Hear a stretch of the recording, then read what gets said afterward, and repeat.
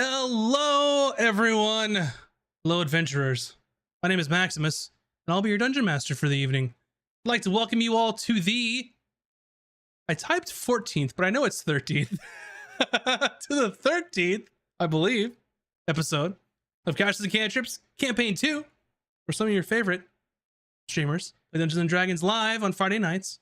I'm joined by our amazing cast of Bunny Dreadful, Mac and Cheese Please, Nina Nikolic, Virtual Spectre, Moves Like Jagger from the GG and crew, as well as our returning special guest, Captain E-Rock, back again. He didn't get enough the first time. Yay!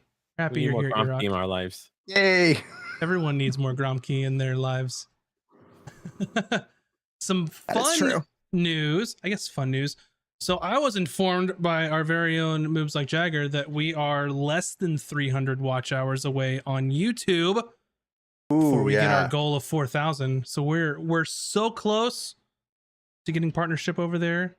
It's just like right here. We can just reach out and grab it. So thank you all for watching or listening to our content over there, of which we have quite a bit. So thank you for checking that out. The link is there wherever you think it might be, either the chat or the description if you're listening to this in the future. So thank you very much. And speaking of the future, thank you for, I don't know, thank you for just being our friend. for the lottery numbers. No. Yeah. And speaking of future people that listen to us from the past, our podcast almost has 3,700 plays. So we almost have as many listen hours as we do as watch hours on YouTube. That's weird to compare, nice. but they're almost both the same number. I think we were like 8 away from our podcast total listen. So thanks for checking us out over there as well. And if you don't know where to go, this is pretty much everywhere. It's on Spotify, it's on Google Podcasts, Apple Podcasts, YouTube podcast. I mean, there is it on YouTube podcast. But I think every one of them that they let me, I do it. So just check your podcast app, and it's not let me know so I can add it. But aside from that, if you're wondering what cool things you can watch and listen to in the future, we have Tome of Knowledge on Monday nights at 6 p.m. Pacific, where we talk about anything and everything D&D related. On last week, I guess this week, I think of it in weeks like on Fridays. It's like this is the first thing, but Monday we talked about AI in the D&D space and otherwise, which was very interesting chat. We went into it too. I would check that one out if you don't usually listen to the Tome episodes. I think that's a good one. Mm-hmm. Indeed. On Tuesdays we have Bun Art streams at 7 p.m. Pacific, and thankfully you didn't hurt your wrist this week. It didn't stream long. It's better, so good. We'll finish it up this week. Old Captain Blackbeak herself. Yeah. We also have on Thursdays, which is podcast and YouTube only, which is our Out of Combat episodes, where we talk about the previous episodes and everything before that. And last one, E-Rock was on it, so go check out Captain E-Rock on our Out of Combat episode. Yeah. So yeah, and then of course right here, Fridays, 6 p.m. we have our live episodes of our Dungeons and Dragons campaign, Castles and Cantrips. So thanks for all the support. Go check out all of our stuff. And then we also have shorts that come out. We've got little art videos with Moob's amazing editing skills at work. There was a good one the other day. I just started laughing, and I was at work, and I just in a meeting, and I was laughing. I wish you could set up that choppy gesture just to work in the editing software. It's like, I want to chop this, cut here, just cut cut there. Right. It's like Merge. some Minority Report shit. It's like cut, splice, export, get out of here. Oh my god, that'd be amazing. That stuff is hard and time consuming. I can barely get Premiere to fucking work, so I'm not gonna hold my breath on that one. But that's beside the point. That's beside the point. Anyway, does anybody have any words of wisdom before we start our episode tonight? If you get a letter in the mail that says that you're entitled to class action lawsuit, you should sign up for it, even if you think you're not going to get a lot of money, because sometimes you'll get money. and I got $35 from a Facebook one. So I'm just saying, might as well do it, even though you think you're not going to get anything, because you might. Or All don't, right, that's some good advice. or don't do it so the people that do sign up get more. No, I'm kidding. I mean, that's Just kidding. You're not wrong. I mean, that is factually correct. However, Yeah. you should be part of it. Yeah, you should be part of it. Mine is just keep calm, don't vomit. Yeah, Those that's are good that's good advice. advice. That's very good Good advice. tutor advice. Solid. Well, with that being said, I think we should go ahead and start episode 13 of Castles and Cantrips Campaign 2. Our story last left off with the crew of the Unfortunate finally arriving at Black Rind Cove.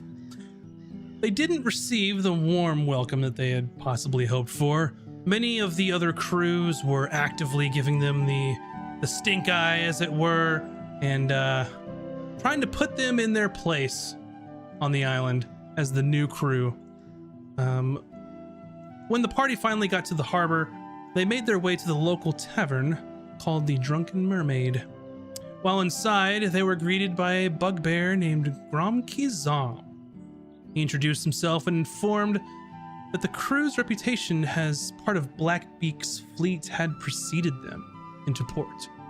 Gromke also told the group that he had secured a treasure map that he found shoved inside of a bottle on a nearby island. He informed his previous crew of the Crimson Gale in order to gain some notoriety with them, but unfortunately for Gromke, they stole his map and left him marooned on that island. He employed the help of the crew of the Unfortunate to try and steal his treasure map back. The group devised a plan to sneak aboard his old ship and locate the stolen treasure map. As the group was leaving the tavern, some of Gromke's old crew spotted him. There were some choice words exchanged as one of their crew tripped Emmy while they were trying to embarrass Gromke. Shortly thereafter, the bar erupted into a brawl. After making it out of the tussle, the group continued with their plan. They tried their hand at skullduggery as they snuck past some of the crew on the docks, then boarded the ship. After making most of the group invisible via magic, the crew was able to narrowly escape the ship with the treasure map without being caught. However, the crew of the Crimson Gale definitely know something is afoot, and it will only be a matter of time before they realize exactly what's happened. And that's where we'll begin our adventure this evening. And I will say that Hayden was sorely missed as they encountered quite a few locks that needed to be opened. They had no way to do it. So they had to put their thinking caps on.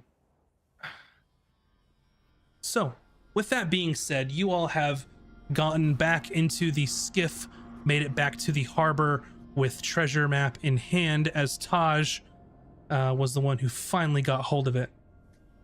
So as you make your way back and go past the dock, you run into Hayden and Cooter, who are off going to gather supplies for your next voyage, as your ship is supposedly getting refitted at the moment. Whether or not you have time to do so with the Crimson Gale alerted, that's up to you all. And as you get onto the docks, you do hear a clattering of bells going off in the distance. Gromke, for you, no mistake that they have sounded the alarm bells after the Night's Watch had fumbled their duties and realized that something else had gone on. They don't currently know that it's us, right? They don't know it's you. They know something's wrong. Okay. And they're about to scour that ship to figure out what the hell happened. What's going on over there? I brought oysters. Oh, Cooter and Hayden, just come along quickly. No time to dilly-dally. I'm just ushering them forward. And you see a big bugbear and you hear Azric's voice. Right. Oh. Who's this? Oh, this is our friend. Yeah, this is Gromkey. He helped us acquire a certain object that we can discuss later in private. So quickly, let's go. There's more of them. Your entourage? Yes, this is Gromkey. This is Hayden. And Great. This is Cuda. We can use more. What? Did you already get into trouble? If Cooter looks like she's gonna throw up, you should move to the side. Bucket. I've got my bucket. We're Okay. good. It's currently good. full of oysters, though. Maybe we should and put this those is- away somewhere. This is Hayden. He hates seagulls. Right. Is somebody care to tell me what's happening? As soon as we get further away from this ringing bell, I can explain everything. Hmm. And away from prying eyes and prying ears. Right. Mhm. Well, after you. You know that even Emmy, who usually will talk in front of other people about things, is very much like, Even she understands. Is our ship? It's still out, harbored, right? It's still docked, not docked, but like stationed. Yeah, it's. I mean, you were gonna have the retrofitting begin as soon as possible. It hasn't been that long, so you could very easily go check in and be like, another time if you really needed to. But the longer you wait, the less likely that's going to be an option. Do they offer loaner ships? No. Like when you go bring your car to the car dealership, they give you a loaner car? No, they sure don't. Wow, what kind of service is this? You want to be bold, any ship in the harbor is a loaner ship. Try hard enough. I'm going to postpone the retrofitting of the ship, and we are going to go on an adventure. Right. Sounds fine. Lead on. All right. Maybe I'm gonna go speak to Reginald, and you can all meet at the ship. Okay. I'd like to know Hayden's carrying a crate that has, we'll say, 8 bottles of rum in it. As a last bit of supply. Well, you want to keep those away from the lads. Well, these are going to be staying either with me or in the captain's quarters. Under lock and key, son. Lock and key. Absolutely. You should write something misleading on it so that if they find it, they think it's something gross. Like it should say like Eden's dirty underwear or something. It would work on me. We'll think on it. All right.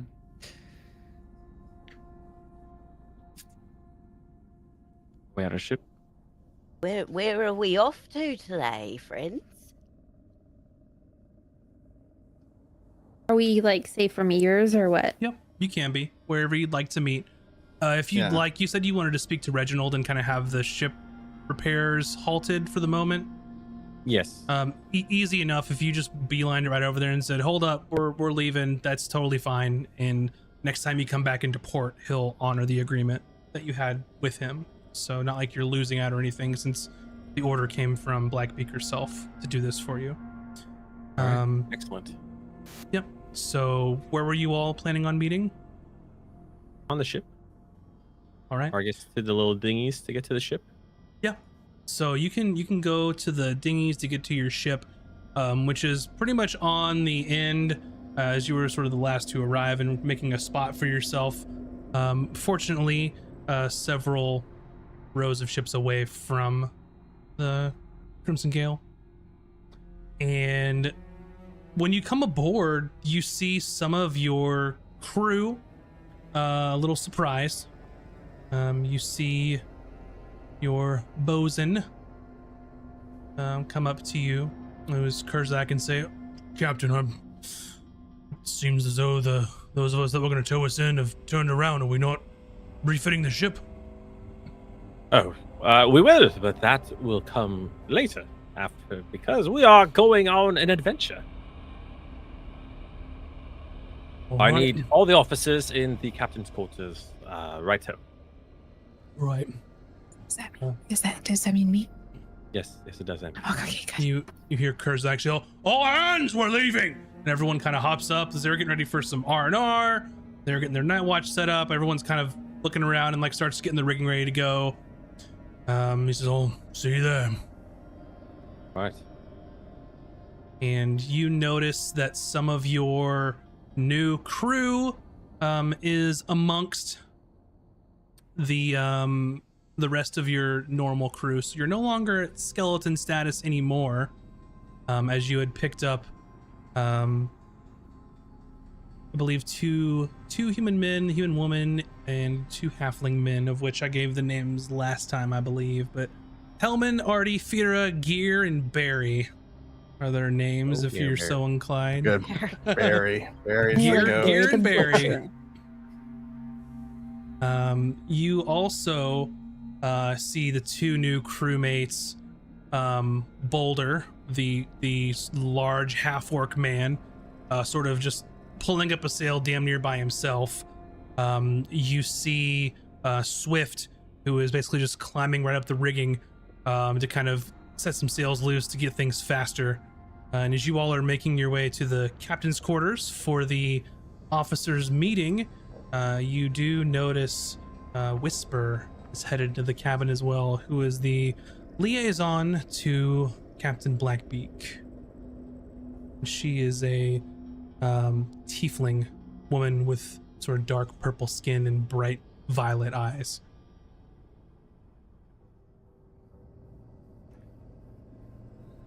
All right, crew. I'd like to introduce everyone to Gromkey. We met him in the Drunken Mermaid. Hey, Gromkey. Hello, Emmy. Oh, pleased to meet you, dear. Oyster? Just like not sure about the offer and just kind of like sure doesn't want to offend this Little creature in turtle. front of him. Hasn't seen many Grandma turtles turtle. around. Great. Yeah, he takes the oyster, not sure what to do with it. Cheers. And she taps your oyster with her oyster and just slurps it down. Yes, absolutely. All right. And just kind of like pretty like distracted by it. What kind of ship is the Unfortunate? What ship style is it? Just curious. The Unfortunate is sort of a class down from the Crimson Gale. Okay. It's basically like a sloop. Okay. Smaller, a little more agile, 1 mainsail, Okay. and no like below deck really, except for the hold, just to store stuff. Okay. Well, I'm sure you're all wondering why we are prepping to leave when we just arrived. Because our friend Gromkey here has supplied us with a treasure map. Really? We are I'm so going excited. Treasure hunting. And we had to do this now. Can't refit the ship. We may have acquired that map from someone else's ship.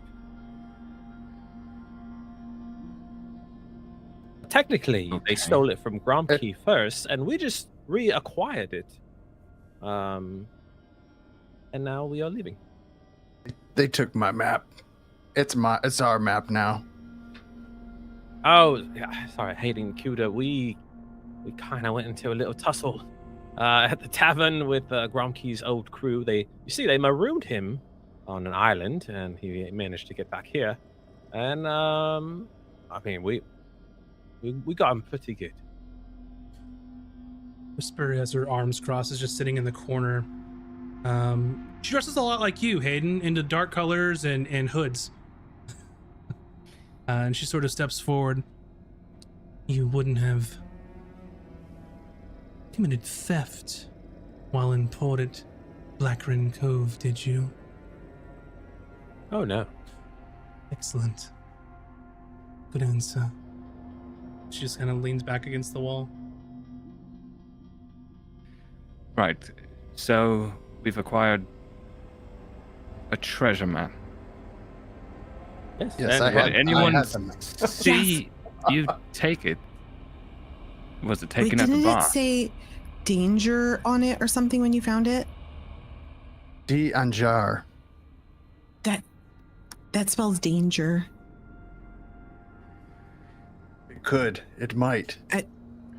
You're right. I guess we don't know for sure, but I'm pretty sure. Well, Taj and I used our arcane capabilities to make sure no one was seen. Did anyone So- see you use the arcane capabilities to make sure you weren't seen? No. Oh, marvellous. So Oh, I was hoping Now- I'd have to run again. we're on the run from But we people are who did still not running. see anything. Yeah, not happen. on the run. We just are just wanting to eager to go to treasure. Oh, wonderful. My legs are so tired. Right. You see about 3 or 4 skiffs, kind of like rowboats, leaving from Blackren Port to the other side of where most of the ships are anchored, heading in the direction that some of you know to be the Crimson Gale.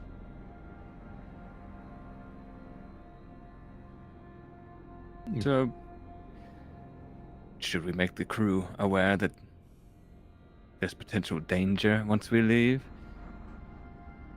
Well, I mean, there's always danger. But, Yeah. yes.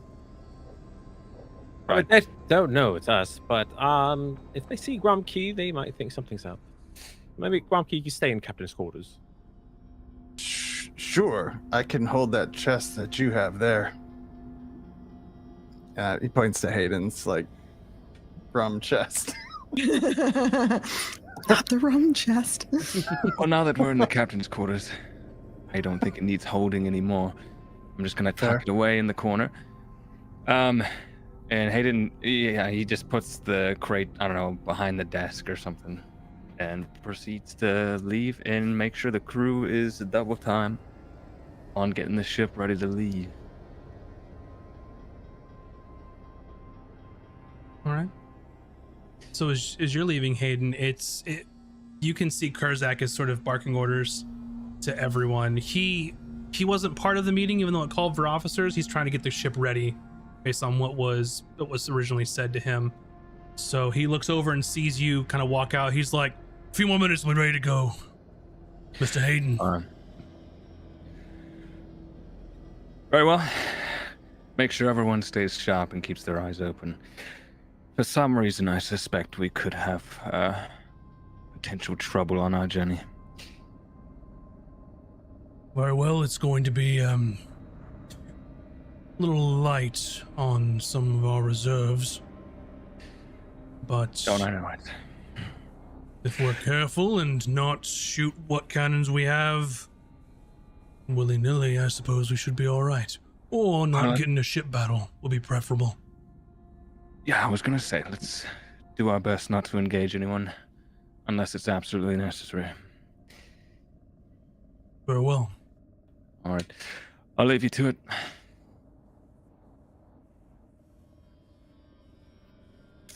All right. Anyone else gonna mention anything while you're in your meeting, or are y'all gonna talk about the map, look at the map? Yes, Gromkey, you mentioned stone fish, rockfish, something like that? Rockfish? Yes, Fish Rock Isle, I think, is where we found it. Oh. I don't know of. I haven't seen the contents of the map myself. Oh, well, I mean, you're probably the most knowledgeable. Just take a look. And then I like open up the map and like lay it out on the table. Mm-hmm. Yeah, so you sort of lay it out on the captain's super special map table that every ship has, according to Sea of Thieves. And you can you sort of take a look at this sort of crudely drawn map, and it's very much like, it's not a map of like the known like continent. It's a very specific map. And you're looking and you notice one isle, which you would immediately recognize to be Ilanular, which is to the south of you all. And then there's a sort of small chain of islands off to the west, off of the coast. and there's a large red X on said coast, which I could just show everybody. Wouldn't that be helpful since we have a map? Yeah. So, off here, there's a chain of islands that are part of the broken continent as it was obliterated, centuries ago. And you can see that somewhere in this region, this little isle here, you can see that it is marked X with a tagline saying Whispering Isle. I'd like you all to give me a history check. Got it. 13. Fuck! 18. I have a question, but I need to 9. find the thing on my sheet. Critical miss here. -1. Wait, -1? Whoa! Things I been will- happened a long time ago. I will roll, but before I roll, I want to know if this changes anything. I have a class feature called. Actually, I don't know how do you find your background feature? You okay? You Yep. alive? You swallowed seawater. Yep. So your okay. background feature specifically called says historical knowledge. it ancient specifically says historian. when you enter a ruin or a dungeon. Oh, okay. So So it's it does about the not ruins apply. themselves. Okay. Just checking. Okay. Yeah, it's just an X. There's nothing Well. nothing ruinous or dungeonous about it. I rolled a um, natural one, so. Okay, so I believe highest is 18 from Hayden. Does anyone beat that? No, I'm at 12. For those of you that are less than 10, doesn't really mean anything to you.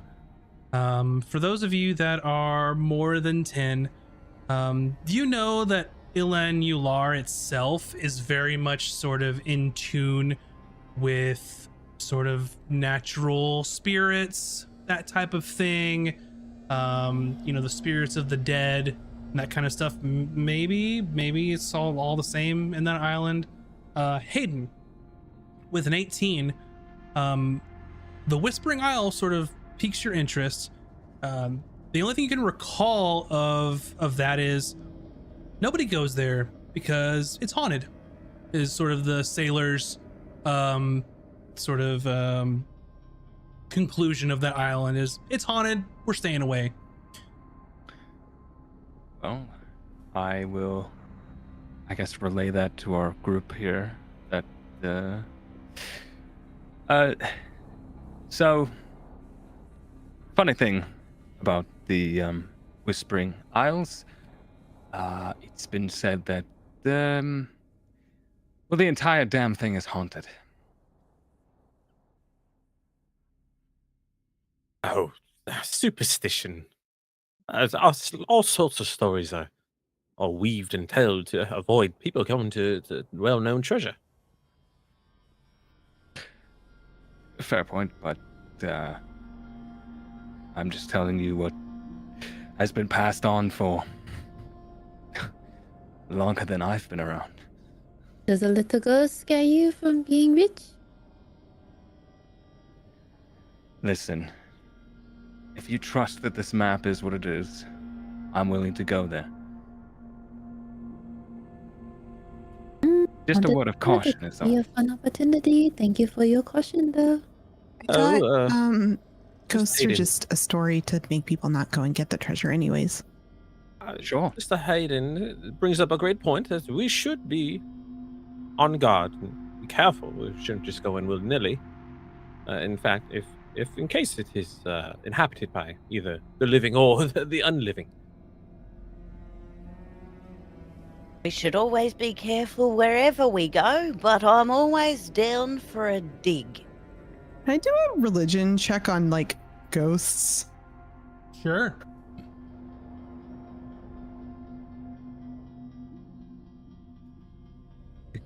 Ghosts? 8. I don't think 8. anything special. You've never encountered a ghost, but I mean, I mean, you've seen weirder stuff, so it's not totally out of the question that ghosts are real. Yeah, I mean, we're in a land of magic and stuff. I feel like Well, necromancy is probably a thing that's been I heard was of. just thinking they're and probably whatnot. just spirits, sort of in the way the Bucket's just kind of a spirit, right? Right, Bucket? And really, he's not scary. Look at him. Bucket's got his little knife and he's like, so I don't think it's anything to be scared about. We could just talk to them. Sure, Ghosts sound fine like with him having a knife. Oh yeah, he shanked so many people in that bar fight. It was really good. I was really proud of him. He's turning into a really good pirate. ghosts sound like something someone say would keep people off the island if it had treasure. I think it's fine. There's worse things out there.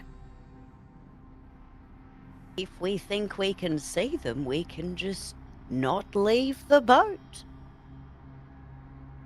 Yeah, well, it'll be fine. Let's just set course and Maybe they joined the animals crew. are barking. We'll make way. Away to adventure. Bucket, stop barking. Clamp, clamp, clamp, clamp. Grumpy's fumbling with this clam that he got from Cooter, like not sure exactly what to do with it. It's not his usually food of choice. He's not sure if it's a decoration or he's supposed to eat it. He's looking for a way to like put it on his outfit as like an ornament. Just not quite sure what to do with that. Kuda grabs it from her, uses her little beak mouth to just like and open it and like scrapes out the meat. Open Oh. up, dear. Oh, Here comes jeez. the aeroplane. What's that? Open up. Very tasty he treat takes on it, the way. He kind of like feels like inclined to do it with not to offend the new crew here. Like she seems important. She seems She to be like- like the boss. She like flicks the oyster meat into your mouth. Okay, it's It's Gr- just this is typical great. oyster meat. yes. Take it as you will. Delicious, and just gulps it down and just kind of like tries to hold his face back of disgust. He's a bugbear. He don't care. Several more where those came from. Feel free to help yourself. I think I'm good. Thank you very much. Oh, you're welcome, dear. Well, Emmy, since you're our navigator, prepare for departure and set a course. Oh, that's me. Yeah, okay, I'll get ready. I'll get started. Navigating. Yes. This is my navigating song. It's What plus proficiency and Wisdom. wisdom. Thank you. 11. I was so good at this. 11. This dice is So- in jail. Bye. Let me check the calendar real quick because that's important. Could we say? This one has a seashell in it. That's gonna do us better, right? Surely. So, real quick before you jump in, Hayden, the forecast is clear, so you're not going to have any trouble going from point A to B in this particular scenario. It's just going to take you a few days. What were you going to say, Hayden? I was gonna see if I could help, just because this part of the water is semi-familiar. This sort of between Osham and Elanular. He's been when he was younger. I mean, on trips and stuff. But You've been east of here. East of there, not okay. West. So this is sort of Gotcha. the other side where trade routes don't go. Gotcha. Because you Okay. went through the Okay. treacherous waters to get to Black Rent Cove. Okay. Gotcha. Yeah, so a little far from where you're used to. Yeah, With that being absolutely. said, this trip will take you about 3 days. And you'll arrive sort of midday to this Whispering Isle. Is there anything that you all want to accomplish on your way there?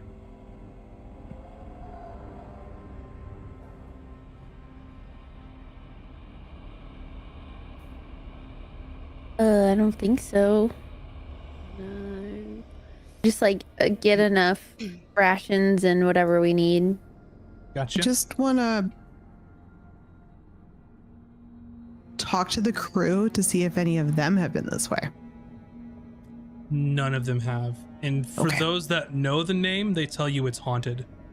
And then alluding that you're going there sort of gets some of the crew a little spooked, a little freaked out. Oh, but can I ask them to tell me the ghost stories?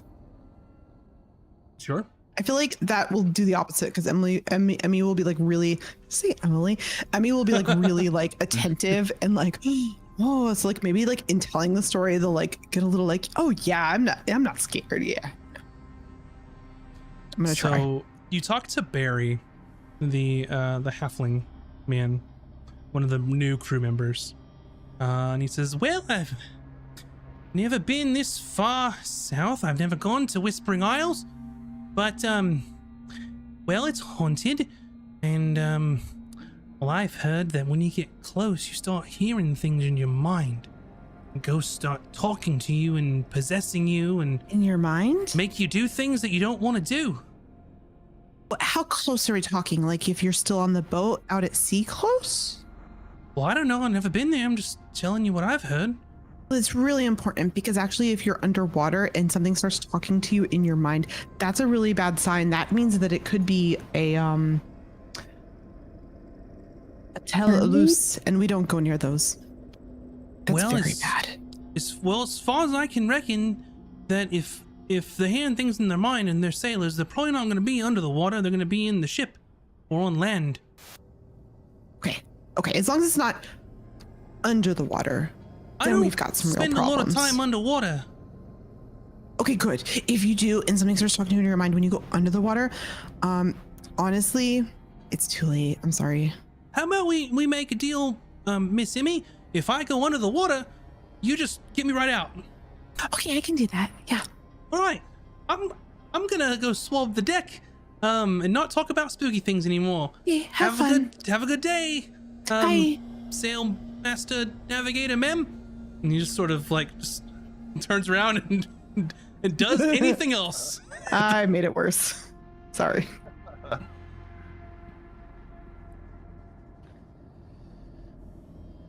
Alrighty. I'm gonna rouse who's available that has fishing skills to fish on the way. Sure.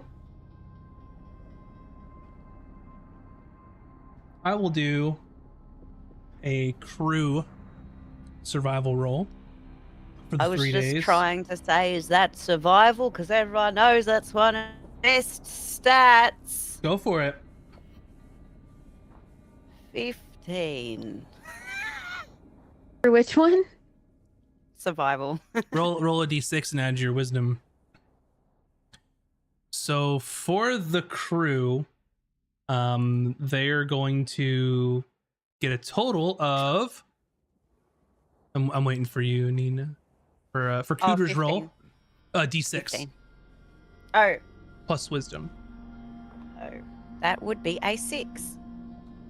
So their crew in total is gonna get 10 days. Well, I guess 10 rations essentially, which is going to cover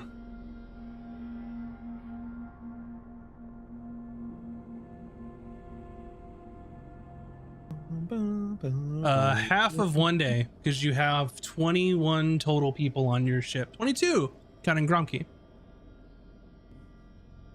So what y'all can do is subtract the money at some other point, or because you've got,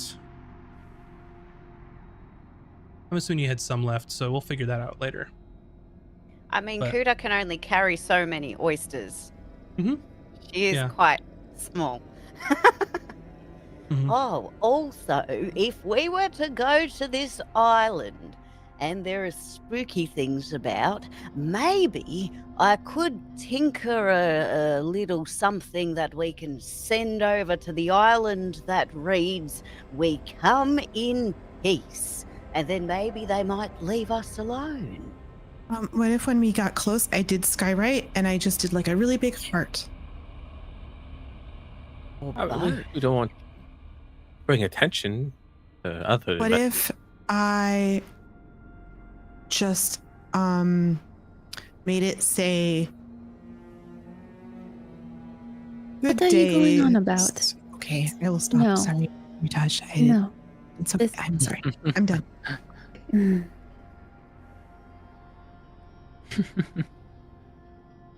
Grumkey's really infatuated with the map and wants to look at kind of like both sides of it. Not that he has any skills that's going to do anything to help with it, but he's really just like, this is his last chance to try to get a big cash grab.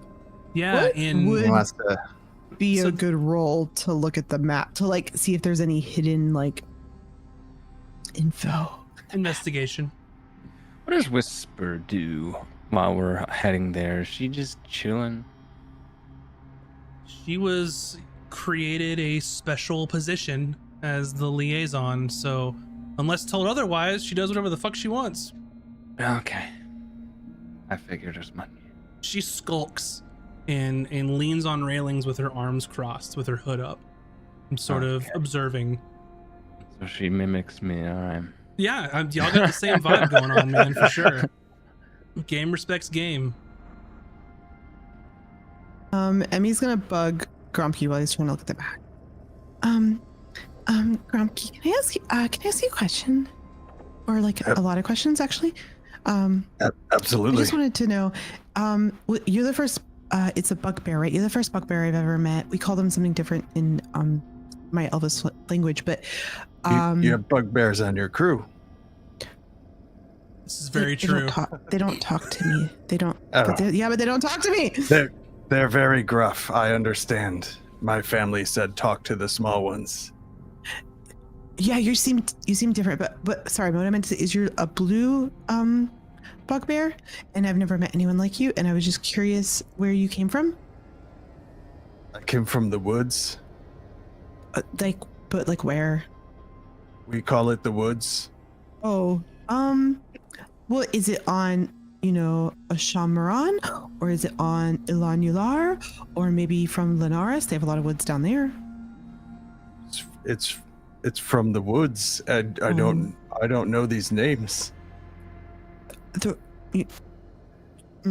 Where would he be from? Do Like you I read? would. I don't know where he would be from in this Where- world. I would say wherever some your kind of heart tells woods. you. Yeah, I thought he might be in the woods on the west side, just kind of like to tie into where we're going. But Yeah, so you could very easily be from the wooded areas on Osham Miran. Okay. Close enough to Black Ridden Cove and how you found yourself over there. yeah, Well, do you know how to read? I know because you didn't seem to know the word. I know letters. I can yeah. say some words that Have I you read read. like a book before? No need.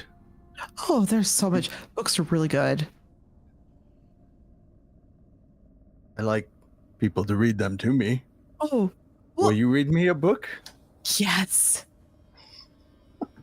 I'm gonna pull out like a battered copy of it's like Treasure Island or something, but in D&D, and I'm gonna just immediately start reading it to you. So it's But it's even more infatuated. fantastic. It's like adventure. Yeah. So like kind of like a fidget spinner. He's playing with the clamshell that he still has from what Cooter gave him while you're reading to him.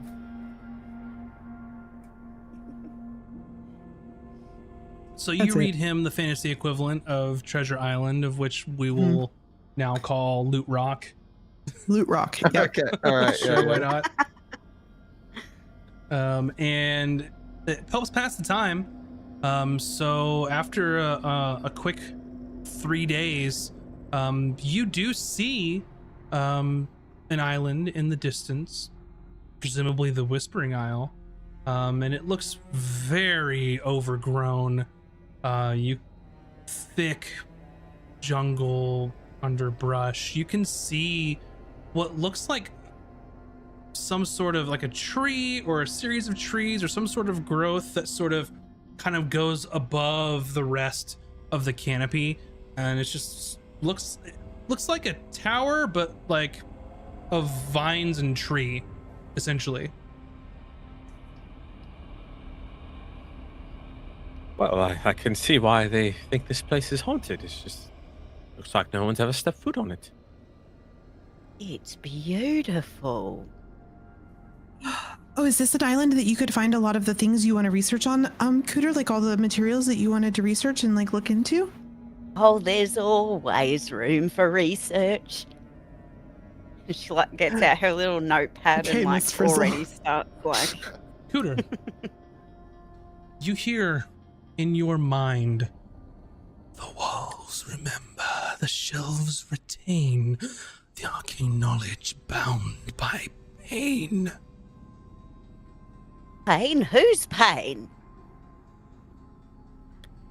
Nobody said anything, Cooter.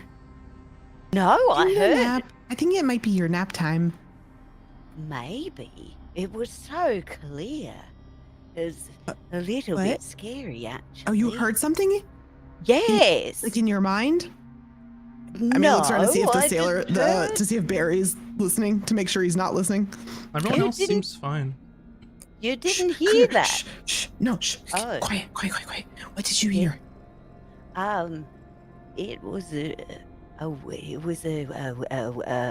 whisper. A whisper about knowledge and pain and it sounded so sad. I hope they're okay. It's great. Barry was right. I think we're haunted. Well, let's just get ready to dock and then skiff on over to the island. It'll be fine if you're talking to old souls. Then maybe they might have a story for you, some information. A ghost does not have to be an evil thing. It is a They good speak presence. King. I wonder if I people can might talk think that it is back. good luck. I was Hello? thinking, Tasha's right. You should talk back, but was it in common? I understood it. Tasha's right. You should just speak back and be like, it's no big deal. It either would have been Aquan, Common, or Halfling. You would know, right? So- you just know that you understood it. Mm. And being an arcane magic user, you know that there are certain spells that allow you to speak with people. There are also people that have either the ability or the innate power of telepathy, which doesn't matter if you understand the language or not. Mm-hmm. You just talk to each other in your head. They were just words, but it seemed so close. I don't know. I thought someone was whispering in my ear. Well, I mean, they are called the Whispering Isles, after all. Oh, indeed. Yes, that's true. Maybe if I whisper back. Gromkey, what side of the Hello? island is the X closest to? I believe that's where we should dock, or at least drop anchor. Sure. Would I have sussed that out from the map? I Yeah, rolled a yeah. 17 on investigation, if that mattered. Oh, okay, awesome. Yeah. So, so first things first, the sort of X is situated, sort of just west of center. Okay. Up to you all where you'd like to dock. If you approach from the west, you can see that it's sort of sheer cliffs on this side. And then if you sort of look towards like the north or the east side, it's a little more forgiving if you wanted to take a boat over to it, mainly because if this was the edge of the continent, it probably broke apart on the north or east side, which crumbled a lot of the landmass and made it a little more less Is sheer there- cliff. Is there any sort of cove or someplace where we might be able to tuck in the ship a little bit to be hidden from view? That I will puts us say, not too far away from the X. I mean, it's a relatively small island, so having to dock on the north or east side is gonna not be that much more of a difference than to be able to dock on the west side. But based on what you're trying to accomplish, to kind of tuck in, being on the east side would be preferable, as there is another island further to the east that kind of blocks view, potentially on the south side even, depending on where you're trying to block view from. but north and west are probably the most exposed, as it's just open water. Okay. Gromkey, I with would've your relayed- investigation, yeah, you yeah. you don't notice anything particularly like secretive about the map. You do notice that it was sort of drawn rather hastily, and it seems like someone had hurriedly drew a map, scratched out some instructions. Someone did not take a lot of time to make this map. They just did it quickly, got it on paper, and then that was it. Okay. I absolutely don't relay that part, but I will say, like, he's not good with north, south, east, or west, but he'll just kind of like, he knows what north, south, east, or west is, and will just kind of like direct toward it's other side of island. All right. Very well. So, which side do you all choose to weigh anchor and then start rowing to the shores? Master Hayden, you seems like you wanted to kind of cover the ship between both islands. Yeah, I mean, stories say not many people come here, but in case there are those looking for us that might have an idea of where we are, and any amount of cover might be good. Very good. That's what we shall do. All right. You can tuck in on the southeastern side there is your best bet, and you send the away party. Just like in Star Trek, it's all the most important officers. Red Makes shirt. sense. Perfect. Does that mean Oh, Whisper before we go, sorry. is coming along then? Unless you particularly want them to come along, typically it would be Kurzak and Karzak staying behind, and then Whisper was going to stay behind as well.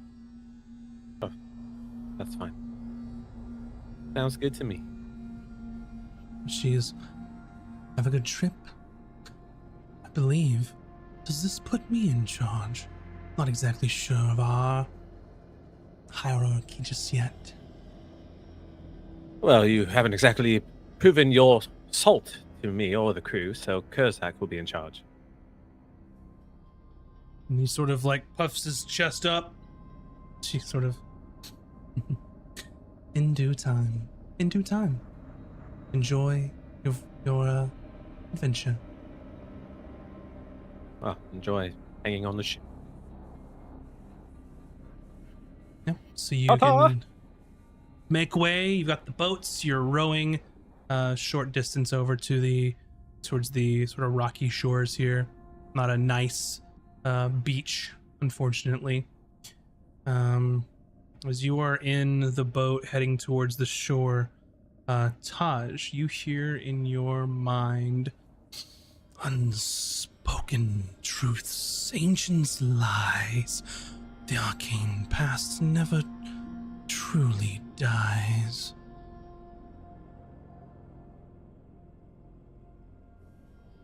Mm-hmm. I'm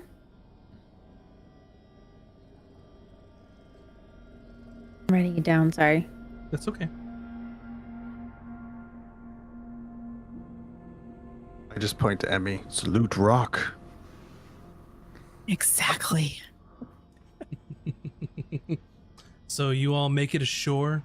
Bring your boats up to shore and can make your way trekking through the west into the thick jungle. And it's about midday now. This sort of isle's small enough that you could probably make it across in a day's time or so, assuming you don't get lost. Speaking of, I'd like someone to roll survival to see if you get lost. I can try it. Sure.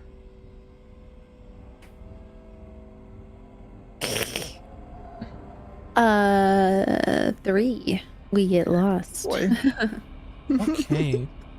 Oh, the one time I rolled so well. I know. When I was doing the check for the map, I rolled a nat 20. And I was like, oh, this is awesome. Gotta call that shit out. Oh, I'm sorry. I forgot. Yeah, it was That's a nat okay. 20 and then +5 for investigation, so it was a 25. And I was like, yo, baby. It's too late. But this was Um, not that.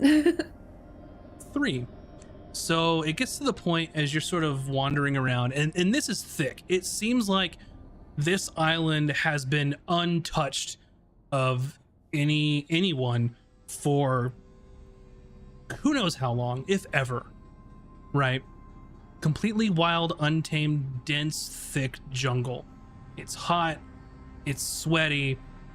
Once you make your way into the canopy, you can look at a tree and not know if you've already passed it or not. There's really no way to indicate as you're sort of just meandering around. Eventually, you sort of make it to the area where you think the red X is. At this point, it's getting to be sort of dusk into dark. Since you would spend most of the day trying to find your way through this jungle. But you do notice that when you find this X, there's nothing immediately in front of you. But those that are most astute in their passive perceptions, so anyone with a passive perception of, we'll say 14 or greater, will notice that on the X, there is a cobblestone path at your feet. Very overgrown, but you can see just the non-random placement of stone. I'll point that out. Oh, well, let's get digging. Or is it a random assortment of stone forming an X, or is it like this is actual? No, it's I think forming it's a a road. path. Like I Oh. think this is the start of Like a path. The X is telling it that X is just the first start. It's not the treasure. Oh. Well, You should follow it. I mean, it's getting rather dark. Should we camp here and track in the morning, or is everyone fine to move forward? Do you could think tell- that it is safe? Stay here on an island that might be haunted? Oh, now a haunted island is the issue, I see. I'm not Why- saying this issue. I'm just saying that it is something to be aware of and be safe about. I do not care that the island is haunted. Treasure is treasure, but safety is first. It just hit dusk. Is that right, Max? Yes. But it's probably Oh. a bit darker for us since we're in the thick of the jungle, right? We're not getting Yeah, much like sun. yeah, it hasn't been sunshiny for you all in a while. It's just been Yeah. covered in dense canopy, but it is getting dusk at the moment. Well, that's no problem. I can fix that. I do have a lantern. No, we don't necessarily. Well, can those of us with dark vision see okay with the moonlight still? Yeah, absolutely. No, we have it better. Cooter, can I have your hand, please? Yes. I'm just gonna like Hey. hold your hand in mine, close my eyes, and then when I open my eyes, you can see you have dark vision now. Oh, I've never seen so well in 150 years. It's This a very is strange fantastic. sensation for you, Cooter, as you've never had dark vision before. Everything seems to be illuminated, where you're no longer guessing what's in front of you, but everything is grayscale. You no longer see colors. It's still better than my regular eyes. It should be good for 8 hours. Oh, perfect. Until dawn. Well, all in agreement to move forward, or shall we camp for the night?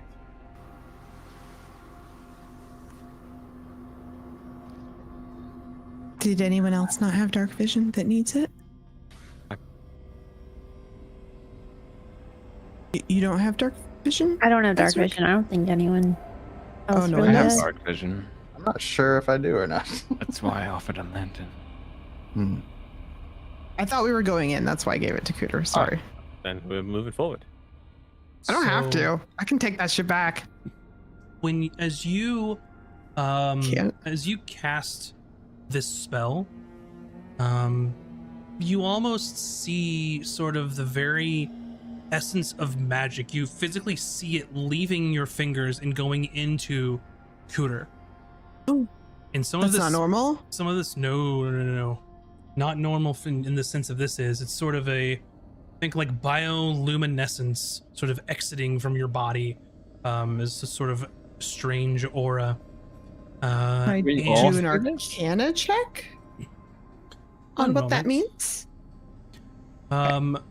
So for the next hour, and I'll give you the mechanics here.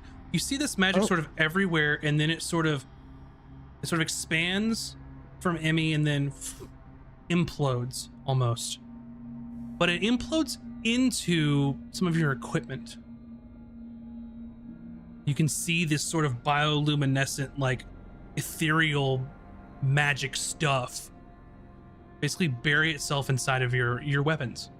So for the next hour, any weapon that is not magical becomes magic. For all of And- us or just and me? everyone has a Oh. +1 weapon for an hour, and they sort of are like crackling with like this weird energy. Go That's to this strange. island that meets the eye. Would it be a waste if I were to detect said magic? To I think see if it'll just be my magic, right? That's totally up to you, Cooter. If you think it's a good idea, then I say go for it. I still want to do an Arcana check if that's okay. Yep, make because your I think Arcana check. Cooter is curious enough that I think she would see something like that and be like, "Oh," and she'd Uh, want to have a dig. Yeah. 19. A 19. This is very strange to you, Emmy. You physically saw magic leave your body, and you physically saw magic enter into inanimate objects before your very eyes. You have never encountered anything like this in your entire existence. Did only Emmy see that? Everyone saw it. Oh, everyone saw it. Yeah, in that case, Everyone. Cooter's detecting magic. Gotcha. Are you Fascinating. casting that as a ritual? Yes. Yes. Okay. What's So the difference? That's my question. Hang It doesn't on. use a spell slot, but it takes 10 Oh, minutes. yes, please. Yes, please. So you cast detect magic, and just sort of this like magical, sonar comes out from you, and you physically see like a sonar pulse you would see like if you were looking at a screen in real life exit from Cooter, and I think it's is it a 30-foot range? Yes. So you see this thing exit 30 feet, and this weird sort of bioluminescent glowing energy is just around her for the duration of however long this lasts.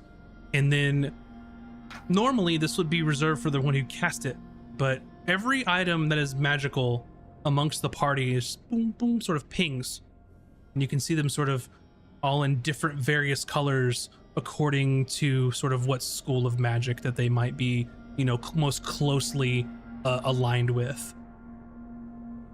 And all of you see this. It's not just Cooter. Seems casting spells here has an amplified effect. Fascinating. That's think we should probably move- why the ghosts are here. I think we should be very careful about casting spells. What do we do then? Azric, make a wisdom saving throw. Oh shit. Well, 8. An 8. You said we should be very careful, and then your body sort of turns, and you drop onto the ground, and you look at yourself, and you're on all fours, and you can sort of sense the magic around you. and you're sort of darting your eyes back and forth, and you look as though that you want to go to someone in your group for sort of help or answers. Who do you go to? Gosh. So you look at Taj and you think, I need to get over there, and you blink out of existence and you arrive directly in front of her. You are currently transformed into a blink dog. Dog? What? He looks like one? Yes. What is that? What is Kuda takes out her you cool one. She's like, "Ah!" A blink dog looks a lot like a sort of a Great Dane of sorts, but like a Feywild version. Every sort of feature is grossly exaggerated. Sort of, you can see his sort of spine, sort of bumps like protruding. The claws are extra long. The ears are sort of standing straight up, but like extremely thin at the tops. And you also have claws where your sort of the back of your little doggy knees extend. Oh. Aw. What that dog doing? I'm running in circles around Taj, barking and I yapping. think it's Asterisk. I really wish that I had prepared the spell that I usually prepare that lets me talk to animals, but I didn't. When this happens, Hayden grabs the hilt of his sword and immediately begins to like scan the vicinity, because he didn't see Azric cast a spell on himself. He just saw Azric transform into something. So Hayden's first suspicion is somebody else may be casting spells at us. So he's looking in all directions, trying to see if he can see any moving bushes or hear any sounds or anything. Make a perception roll. Okay. Roll good. Not so great. 7. 7. You don't see anything. Nothing jumps out at you. You didn't, and you know from being around spellcasters that you have to loudly pronounce that you're casting spells. You know, and Yes. you didn't hear anybody. You didn't hear anything like that. Unless they have some ability that Sure. allows them to do that without it. But yeah, that's what he was looking for. Any signs of a voice or illumination from a tree or something. You don't see it. Emmy, you hear inside of your mind, hear the whispers of forgotten spells, echoes of power that time compels.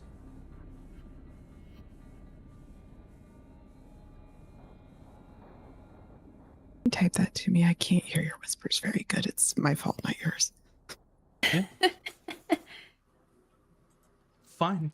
I'll take that as a note. I have some. I need know, I'm just messing with subtitles. I'm sorry. I watch TV with subtitles. I don't He know. said sweet.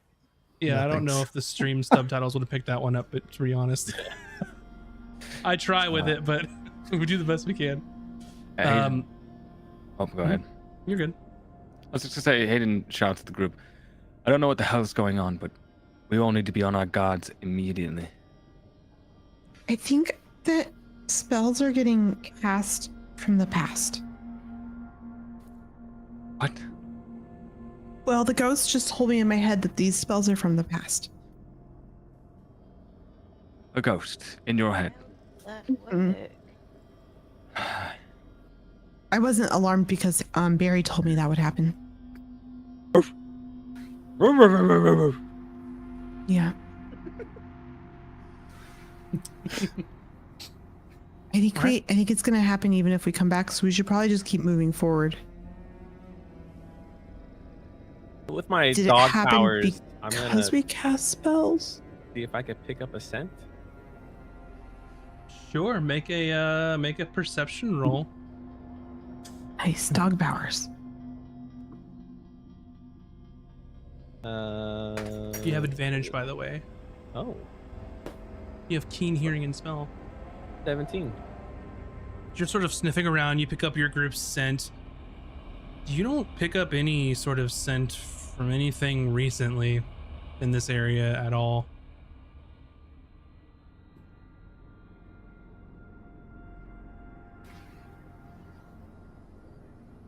All right. So what's the plan? Where are you all headed off to? I guess we're. I'm gonna do the dog thing that like the dog runs and like looks back, and then I just wag my tail. All right, I'm coming. I guess we follow the dog. Okay. Just for your information, Azric, this is essentially similar to being polymorphed. So your statistics are Blink Dog statistics at this point. Even your mental stats. Oh, can you send me those, please? Yeah. Nice. Wow. Okay. Well, in let that me- case, yeah. I'll Let me know if jump you can on. see that. If not, Let me double check.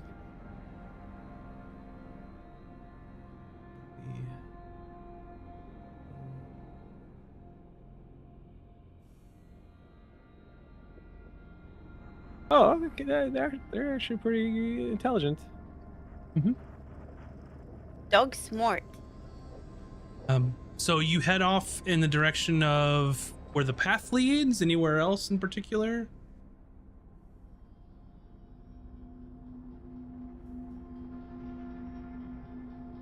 Anyone can answer. Where y'all going? I don't know. Follow Hayden's the yellow just brick trying to road, take I guess. note of the surroundings as we move forward. Mm-hmm. Trying to place any kind of landmark as we go. Pretty much your best bet is just this path, this old cobblestone walking path. As the jungle's still dense, it's still thick in this area, but at least you have a frame of reference now. And you travel for another hour, 2 hours or so, and after the first hour, though, as your weapons were sort of crackling with energy, that dissipates.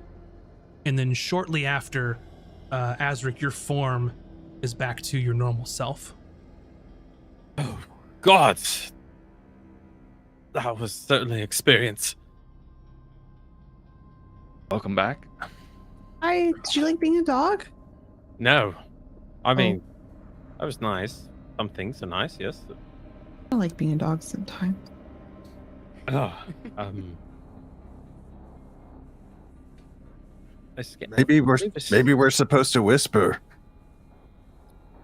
Hello, are you all right? I think we just have to be prepared that more spells are going to be cast on us. Does anybody have anything that would prevent a spell from being cast on you? Mm-mm. We're not that powerful yet. So, as you notice that the cobblestone like gets wider, it's from like a narrow path and then just opens up almost like 90 degrees in sort of a rounded roundabout way. And you're sort of fighting through this dense jungle, and you come to a point where it's not much of a clearing. It's just that the canopy has gone from 20 to 30 feet overhead to hundreds of feet overhead, or it's gone. And you notice that you were in the spot which was this large sort of growth of what you thought were trees or something like that. And as you're sort of studying why the trees are no longer above you, you notice that there is a very large building in front of you all. And where the canopy has gone is in that building there has been vines and other sort of flora sort of attached to this almost like steeple or tower-like structure that winds its way up into the sky. And you can see that there are a sort of a grand entrance before you, sort of large metallic doors, double doors. There are some steps leading up, which are cracked and rubbled as sort of plant life has forced their way through and sort of ruined the architecture that this is. There's broken, stained glass, sort of just trees and vines coming out of the very windows and just destroying them. Any writing or symbols on the structure that we can make out? And Not apparently, as is anything that would have been potentially written on the exterior here is long weathered away or is covered with plant life. And we don't recognize the architecture. It just looks just dilapidated. It looks Just- very, very, very old. Well before your time, Cooter. Well before your time. Gromkey, where did you say you got this map?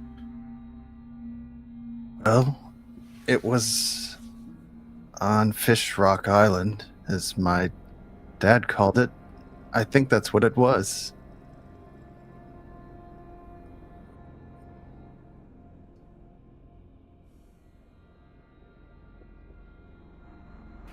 Well, are we? So, was Blink Dog, did you say that was Fey-like Yes. creature? Like a Fey-like creature? Mm-hmm. I'd like to detect portal. Once every short rest, I can Absolutely. detect portal. Wow. You detect the distance and direction of the closest planar portal within 1 mile of you. Yeah. Let me look at your class feature here. Look I at added them you to the doing campaign as well. something Fancy. Mm-hmm. Let's see. not a thing I've There we heard go. of before. So I'm going to take a little bit of liberty with this. You do detect a portal much closer than a mile. You detect a portal several hundred feet in front of you and maybe a dozen feet below, which, looking at where you are, would point directly to this building. But there is some sort of portal that might take you somewhere else. Yeah, after figuring that out, might not be the smartest, but he's wise of his situation with all the nature here and seeing that Blink Dog, it kind of triggered in him that there might be something here. So he casts Detect Portal and shares with the group. There's Fey magic close. There are portals here. Not Fey. You wouldn't Oh, know okay. that. Just say so- I wouldn't know that. Okay, Mhm. sorry. Just there are portals okay. here. Okay. I am not one for walking into strange portals, but it could lead to treasure. Mm. Here's a fun question. Did anything weird happen after he casted that? No. Oh, Okay. that is a good question. Okay. I don't know about fun. Well, you never know.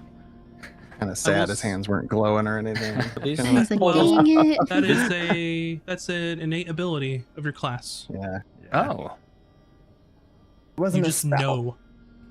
I just know. I can just Mhm. I feel it in my Mm-hmm. giblets. the direction of the closest portal, basically the entrance of this building. Yeah, No. so Oh. I direct it where I sense two of them and I tell them I feel one down underground and one in front of us. There's one. It's inside of the building, maybe a Oh. lower floor. Oh, okay. I thought there were two. All right. Well, I said that. We haven't seen anything other weird since I cast that spell, so it feels like you were right. He was right about the casting spells, maybe. Mhm. Okay. Before we We're go in- probably at night, right? It's dark. It's and- dark, spooky Okay. time. All right. If we explored this place now, would run the risk of like being exhausted in a couple of hours? If you don't sleep, like if you go through the entire night, then you'd be exhausted the following day. Oh, okay. That's when you would roll like your constitution. Gotcha. Well then, we should take a vote. All of those in favor of going in, say aye. All who oppose, say nay, and majority rules. Aye. We're here. B. Mm. I. I have no opinion. All right, we're going in. All right. As you enter this building, Azric, you hear in your mind, "Lost souls wander these halls, their stories etched in spectral scrawls."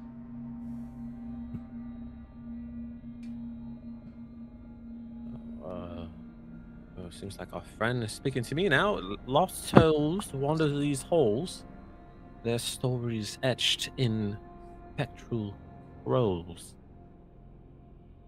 I believe we might learn more if we come across any scrolls or books. Kimmy, Okay. So Yes. just everyone has someone in their head speaking to them present. I don't know if it's a someone. I just heard somebody whispering, and it was like in my head. Not it's not like, presently, no.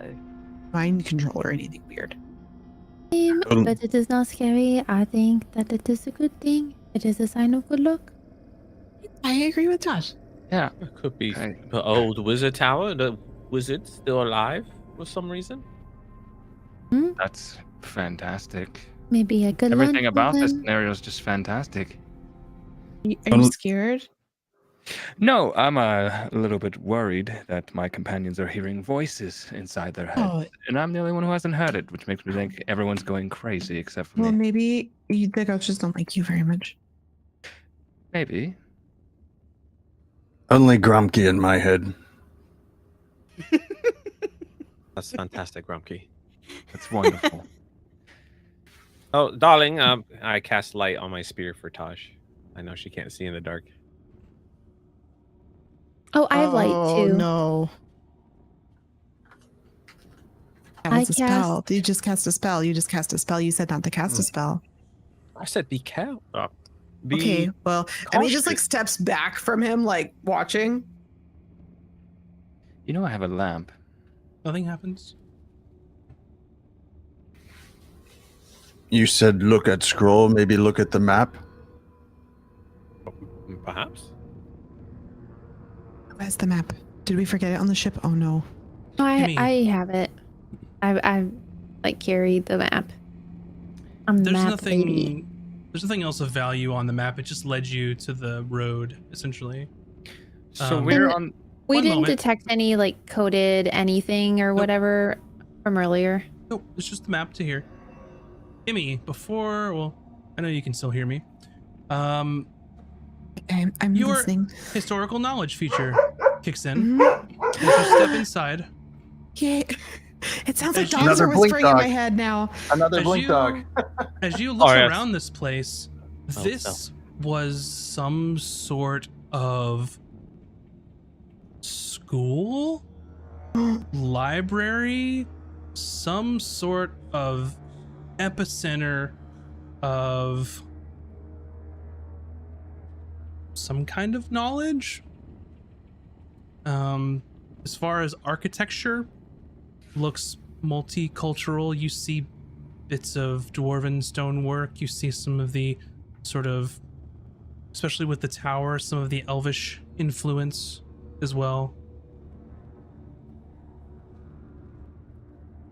Okay, I'm gonna share that info with the group. Basically, like this was some sort of center of learning. I'm pretty sure. Fascinating, and then I'll talk about I'll start pointing out like the different cultural elements.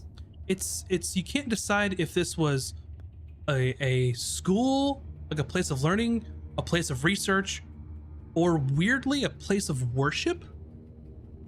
It could be a place of worship, but I mean, in some cultures, those would be like the same things. So it's hard to say since there's no clear culture here. But it doesn't seem dangerous, at least. Everyone make a religion roll.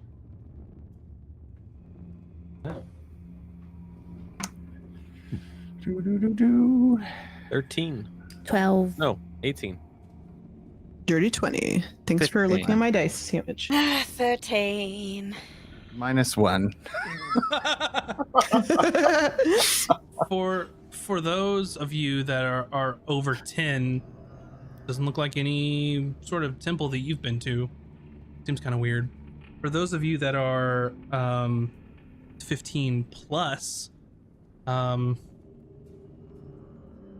you really can't place what sort of god from the pantheon that this would be to.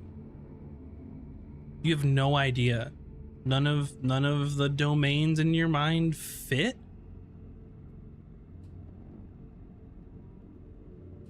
Emmy, with your 20, as you're looking around and you've sort of sussed out, is this a place of magic knowledge?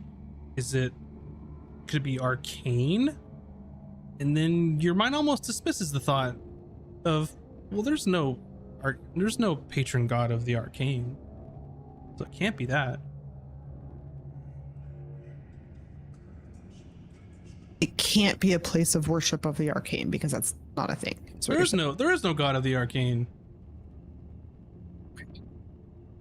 From what knowledge you have of people that sort of follow the pantheon, of which your people don't, but you know of it. You know, all of the city states have their own, patron deity. There's not one of arcane. Doesn't Would make this any sense. clearly be a place of mixed cultures where it would be in worship to the pantheon? Like, are these cultures that do worship the pantheons? Is there any other sign of the pantheon here? I can do an investigation if you want. No, there's not. With your religion roll, there's not. This isn't.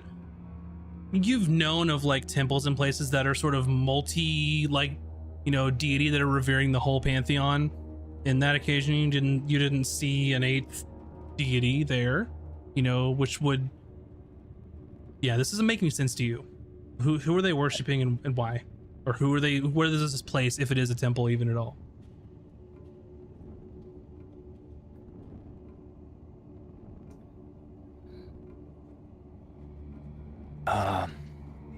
Looking around, knowing what our friend Gromke said about a portal or something being on a low level, do we see any kind of crater in the floor, stairs going down somewhere, anything? I'm glad you asked. You see sort of this sort of grand entrance of statuesque looking high ceiling, long corridor. You see sort of just a large sort of open entrance. That's sort of like the main thoroughfare. You're sort of in like the foyer, I guess you could say, like of this building.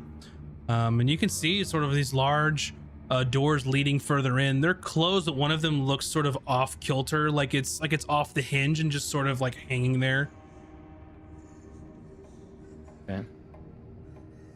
And as you're sort of looking around of where to I'm also being go, very wary of anything that might tip me off of being like a trap or anything on the floor or the walls. Just already trying to be extra cautious in this ancient building. as you're taking in the sights here, you hear in the distance, and you hear it sort of echoing throughout the halls.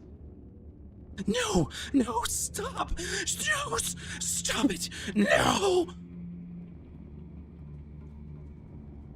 Do we all hear that or just me? Everybody hears it. Okay. This was not in anybody's brain. Is somebody else with us? I'm just gonna ready my weapons. I believe we should go check it out. Mhm. I have a question. The Mhm. +1 weapon thingy, It's is that gone. just like weapony is what? It's gone. It only lasted Gone. an hour. Oh, We're out of the bubble. I Well- thought it was over or less than an hour's. Nope.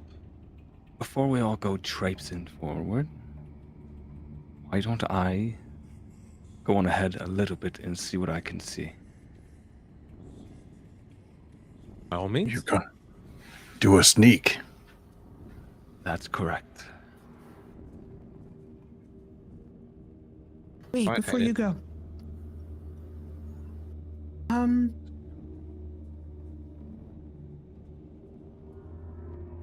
First, I'm gonna put Bucket in your pocket. And his little eyes will stick out of your pocket. Secondly, do you have dark vision, right? Yeah, I have dark vision. Oh, he needs to go to the bathroom. He needs a bucket. No, Bucket's my crab. Oh, A little blue. Oh. Nice. Not to be confused with my bucket, which is What's for your everyone AC? else's safety. I give Azric a look of like, are we really partied with these idiots? Hood's going What's up. Hayden's I'm AC? starting to creep off. Pathetic nod. What's your AC?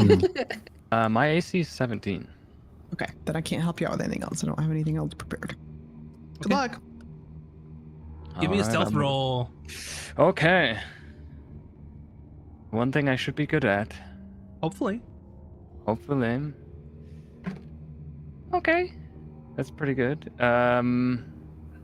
21 total. 21. Let's go.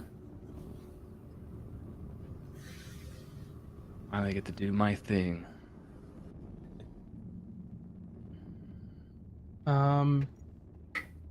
So you start sneaking forward, and you've noticed that there's something odd about this place.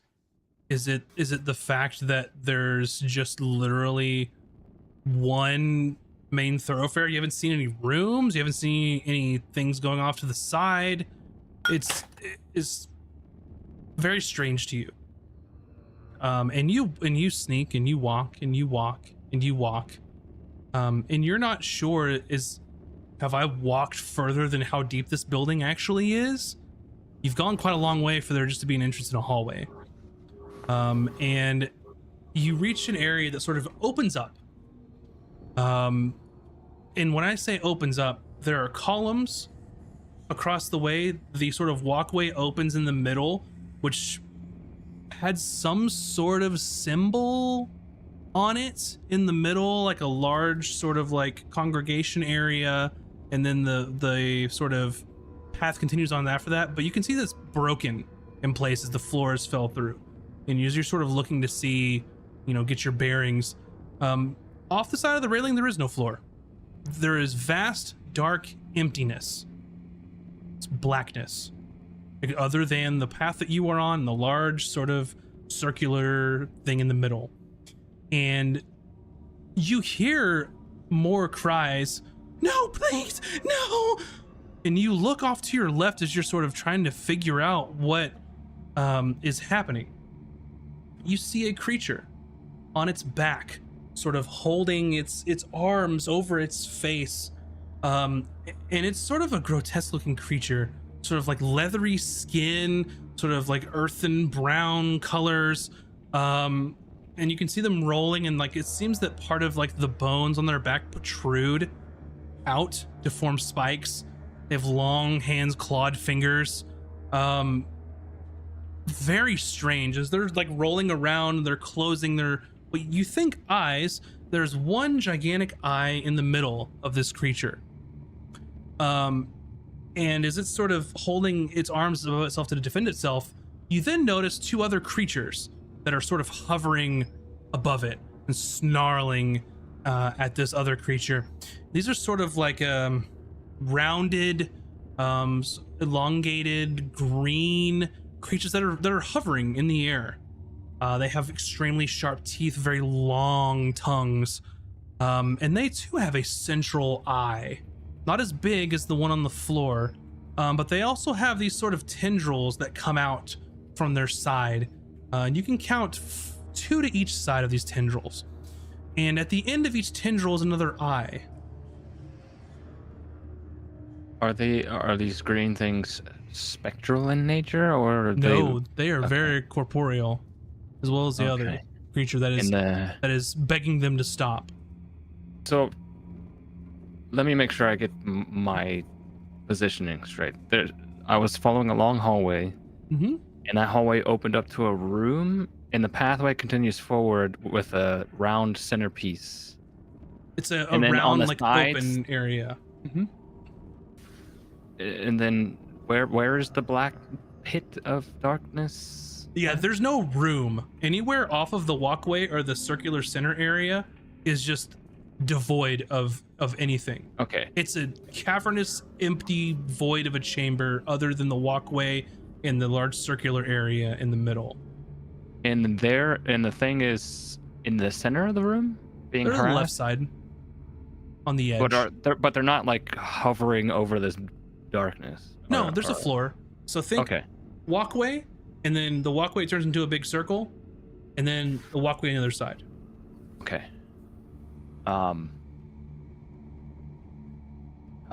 He's there's the center of the room. There's no kind of like there's no rift there. There's It's broken in pieces. You could fall in some areas in the cracks. okay, but there's nothing to my mind that would look like a portal as Nope. Grumpy described. Okay. There's just a weird slender Cyclops guy being harassed by 2 floating Mm-hmm. Cyclops guys. Yeah. Okay. Well, I don't want to draw any attention to myself. I guess I will take note of what I saw and try to make my way back to the group. Yeah. So you can sneak your way back. And as you're making your way back, there is literally nowhere else to go. It is a long, weird hallway that when you kind of go back in, there's a room around you again of just a hallway. It's overgrown in places, and then you make your way back to the entrance. And I think that is a good time to go ahead and take our break for the evening as you all figure out what you're going to do. Oh boy. He's by himself, and we don't know this yet, though, right? He just made it back to you. Oh, okay. And So- Bucket was with him regardless. So Yep. With that being said, go ahead and go grab some snacks, stretch your appendages, and we will be back here in Oh my just God, I need a so many few snacks. minutes. BRB, everybody.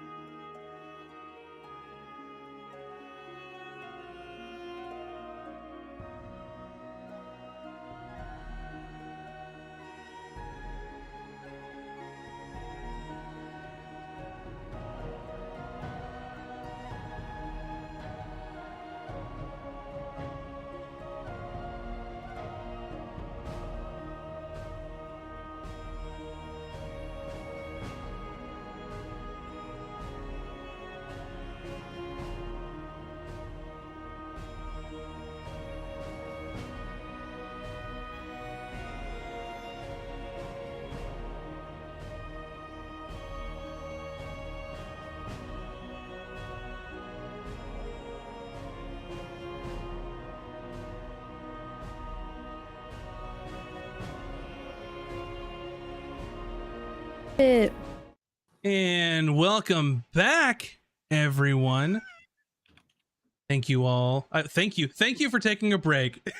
thank you for getting snacks, and thank you for stretching during the break. And thank you for all the support. Thank you for the raid. Very much appreciated. We just got back from our break here. So you caught us at a perfect time because we're right before we're getting back into some super serious D&D. We're about to all die. Well, I don't know about that. Oh yeah, just You say Erock, we that all for agreed. every combat. Yeah. One of these days, it might happen. There's a universe where we all died in each Don't wish combat. that. Don't wish that. We're evil all on here me, this Ricky time. We're Bobby. good. Put that out there for the ether to grab Oh it. man, We're in a super scary dungeon right now. you just got into a super spooky dungeon. So let's recap what was going on. So before we went to the break, you all made your way to this island known as the Whispering Isle, in which you heard whispers in your head, most of you.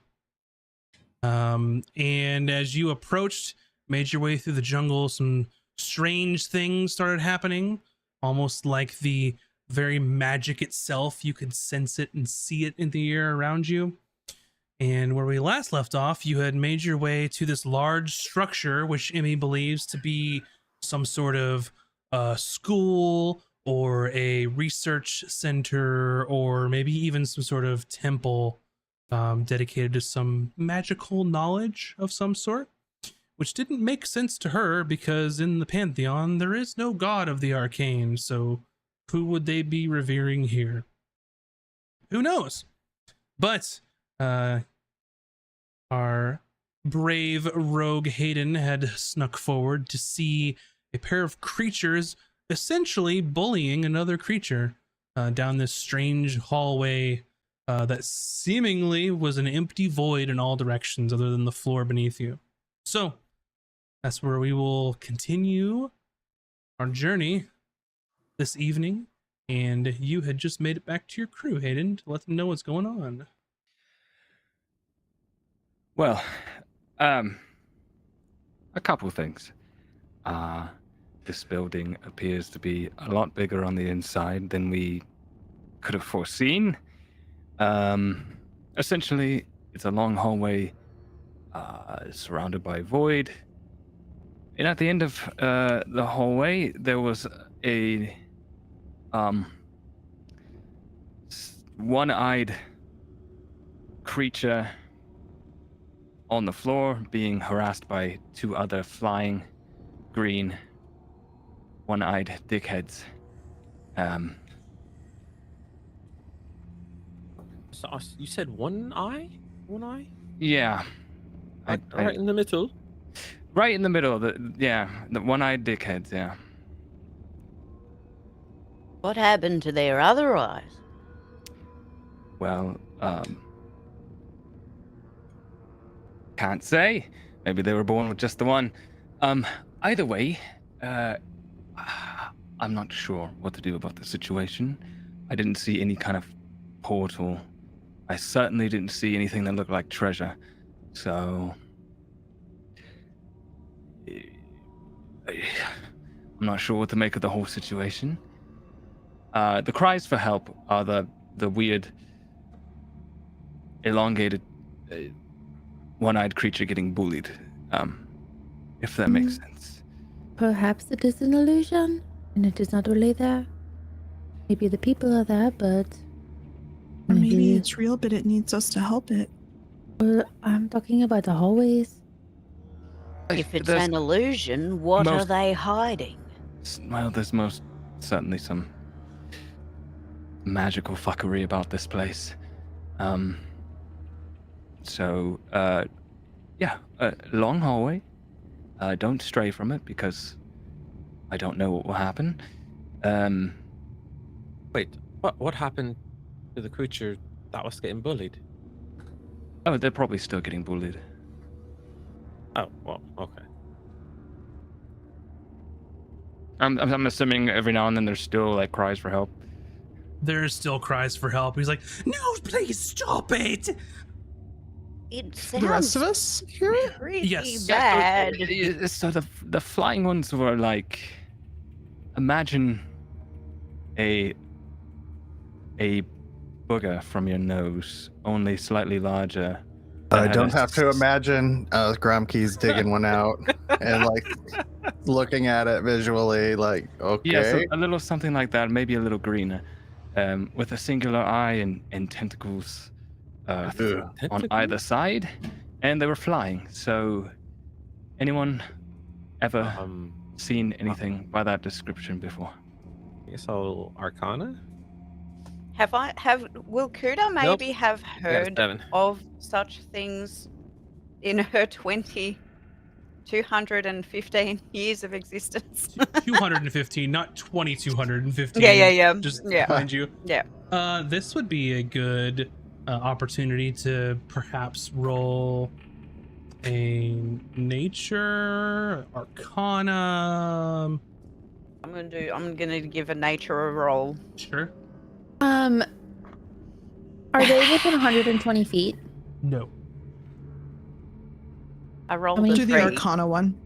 You rolled a 3. No. So that's a 9. I also rolled a 3. No. I have +6. I rolled a 7. Yeah. I rolled a 9. Some weird looking shit that Hayden is describing. Nothing that you've all encountered or seen on both accounts. So it was a floating booger with one eye, 2. 2 eyes. Two. Oh, two floating Two boogers with one eyes one each. eye each. Yes, and tentacles on either side of the bodies. And the one on How the many- floor was a more humanoid in shape, though leathery and brown, and still had a singular eye. And spines on its back. That's all no I could idea. see from where I was. I didn't investigate any Seems further. fine. So, So we should wait. Maybe we should or help it. It's a distraction. Or they're distracted with bullying the one. We can just. Well, what else did you see inside? Like, does it go deeper? well, as I said, a long hallway that opens up into a blackened void with only a circular platform in the middle. That's where the bullying was happening. I didn't see any kind of portal. I didn't see any kind of treasure chest. So, there's really, unless you want to venture into the black void, I'm not sure where else there is to go. There is a walkway on the other side. The hallway continues. Oh, so past the center?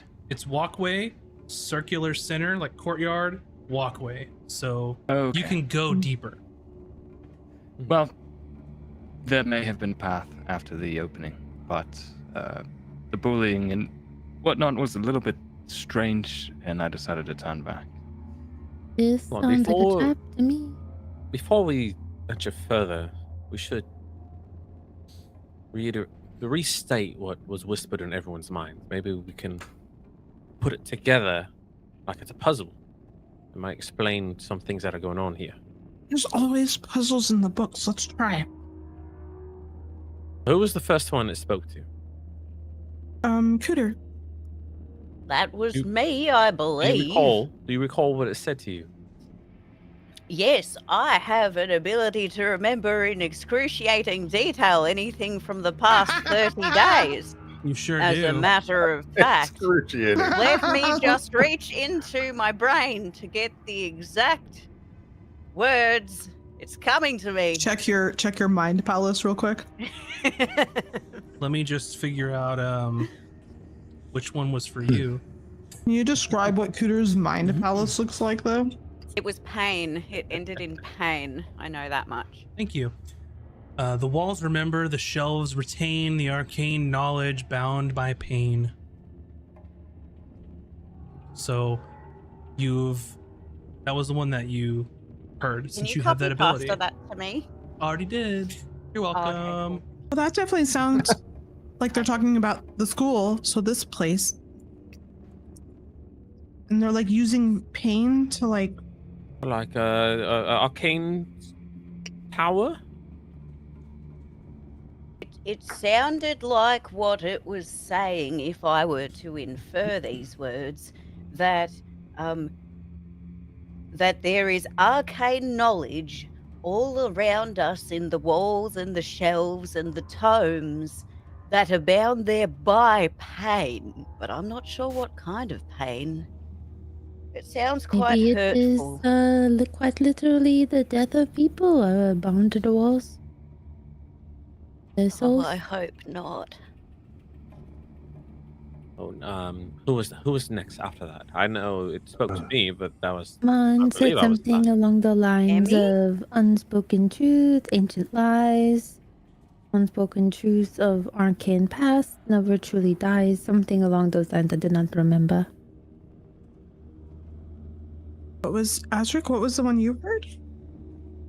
I believe it was lost souls wander these halls. Their stories etched in spectral scrolls. Spectral Scroll. scrolls, so not a real scroll. But writing scroll. Scroll, not the. Like spell scroll or parchment. Oh, okay. Writing of some kind. No, I think it's scroll, like writing scroll. Not necessarily on a piece of paper, but any kind of written. Text. Is it scroll or scroll? It's scroll. S It's C R it's in the Discord. A W L L S. Scroll. Scroll. Scroll. Scroll. Not scroll, but it's Not a scroll. scroll. Are we in the South or what? No. I mean, you It's know the it. only way I could We're on that differentiate. spectral 'Cause in scroll. American, it Welcome to sounds my the magic same. dungeon. I'll be your dungeon master for the evening. Oh, boy. Yeah. No. Yeah. Go get down to this haunted It's- mansion, all right? It's scroll on the scroll. Does that Scroll. make sense? Like, yeah, exactly like that, but like not bird-like, but you know, So it sounds like there might be writing that we can't like see, to like write on the walls. or draw hastily, scribbles. Yes. Grumkey heard half elf did a good sneak. Did you find a portal we seek?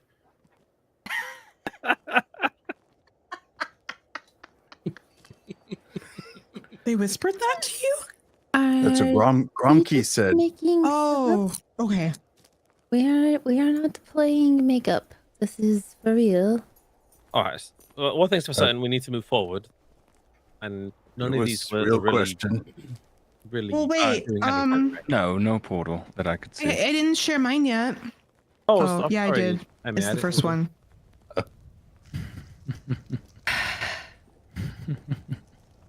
They're not in order. Right. So shall I lead us since I've already been that way? Or, no offense, Grumsky, but That's right. Yeah. he doesn't seem none like taken. he's a soul that they're gonna want to stay. I don't think he really has like the well, he can't even really write. So maybe we send him first. I'm just being logical. I don't. You want to sacrifice Gromkey? No. I just thought, he is not hearing them talk, so maybe they don't care about him.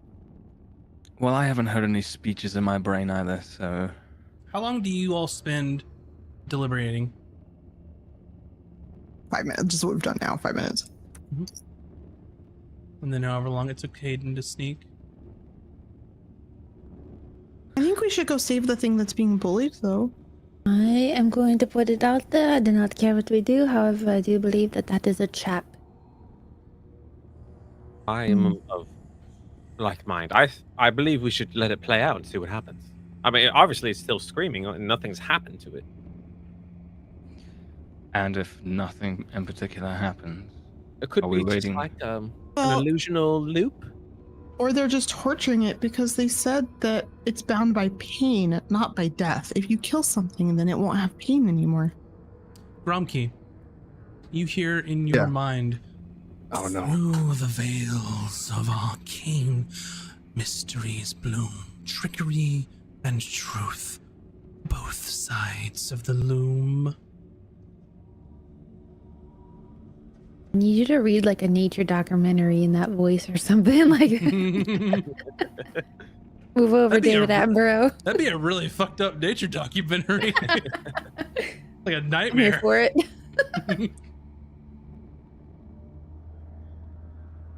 Gromke's taken back and trying to remember what was told to him. Veils of King? Trickery, both sides of a loom? Gromke's really confused and hearing voices in his head. I got a voice. Like your speaking voice? Yes. No, Good. not Gromke. Said Veil of Kings. Trickery, both sides of a loom. Trickery. Well, that does sound like Taj is right. It is a trap.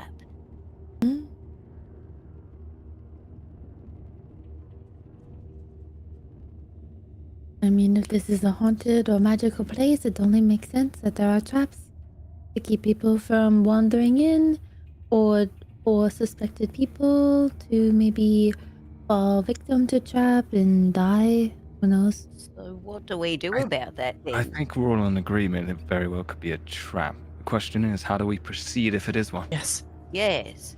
You hear another question. scream you of all- the creature being bullied. I I can't. think And you we all have need to help to it. see it in order to understand exactly what I saw. So, shall we proceed? I Mhm. agree. Let's Well, move forward. yes, we need to help it. It's just being Do tortured we? out there. I Can can't we stand it consider- anymore. Help traps or ghostly beings. It, Well, it didn't look much I- like a ghost, but Oh, we have to at least sure. try. Let's just see what's gonna happen. We could also pass by it invisible. follow close behind. Don't stray from the path. And he's gonna proceed forward, and you guys can follow however you want to. Gromke will follow up and help. If he's going like sneak mode or whatever, I would also I think- sneak mode. Are we just moving up?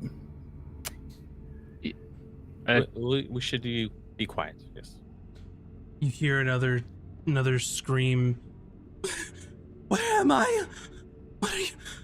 What are you doing to me?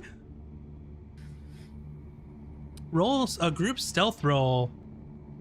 Boy, We're so good at these. Mhm. Y'all were so good at these. does 15? anybody have a spell that boosts this? Not today. Dang it. 16! I didn't think we'd have to stealth from ghosts. What? 12. Hmm. Dirty 11. 20. Ooh, nice. 26. Hell yeah. I'm as invisible as invisible.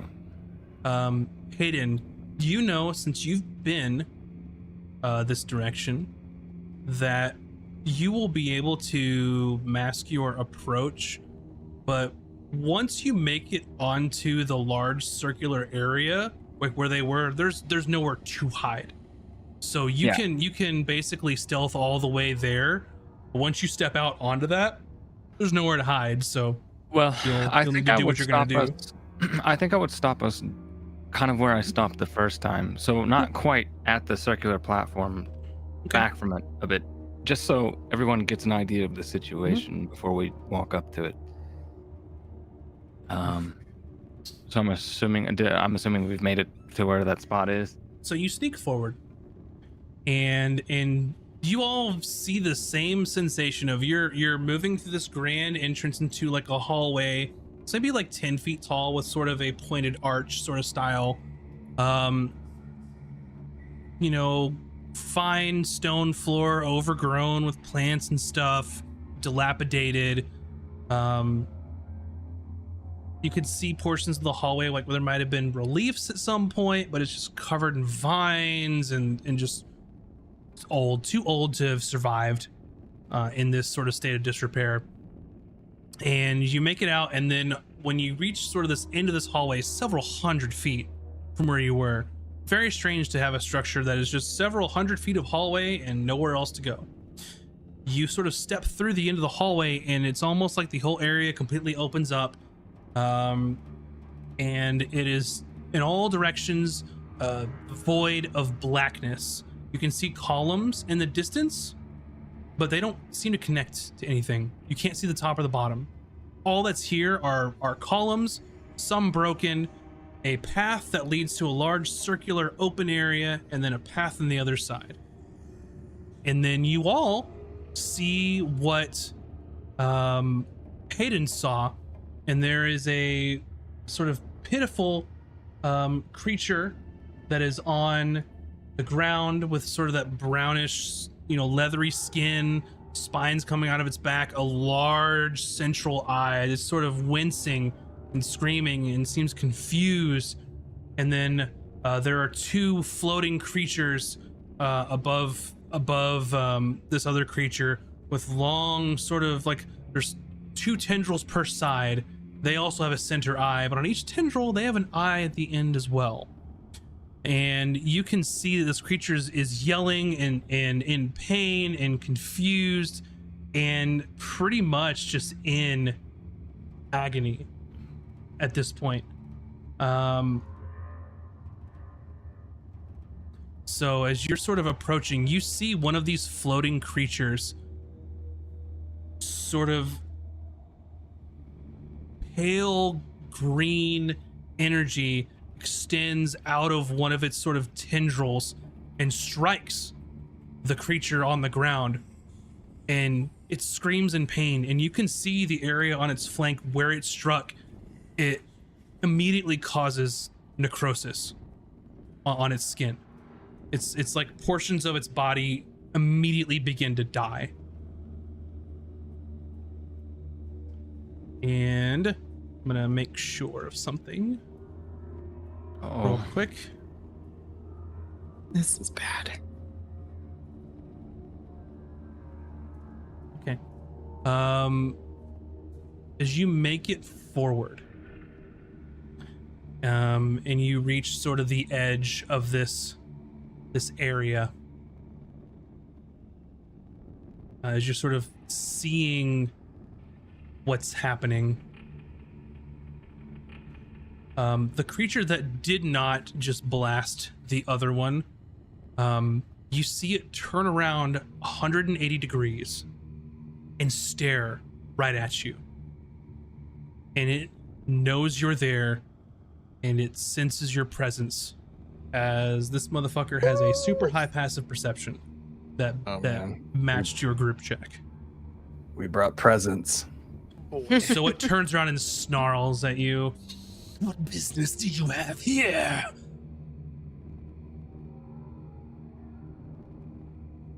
Speak! Our business is our own.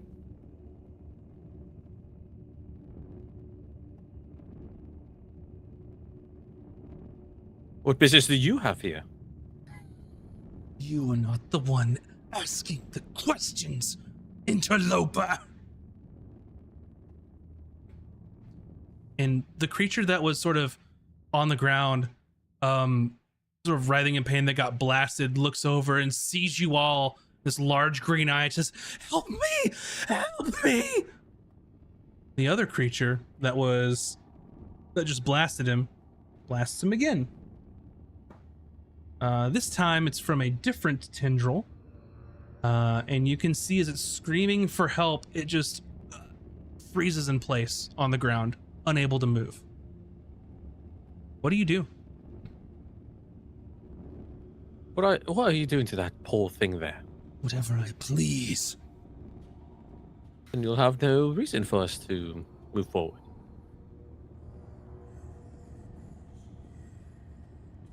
Is that where you want to go? To move forward? Deeper? Yes. Yes. And what will you give in exchange? What is the price? What is your offer?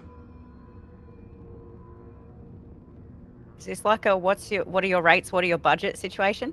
Yes. It's like Diablo 2. What you got? What you want? What is your worth? 3 gold and 50 silver. How about that?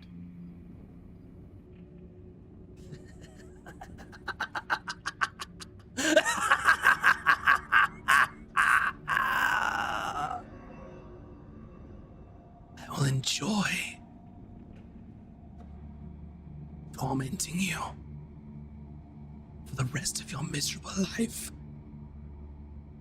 Oh, please, no. Roll initiative. Hmm? Oh. I got this cool I guess it wasn't clamshell. Tree Fitty. Did not like your answer. One Oh. bit, brother. It didn't want Tree Fitty?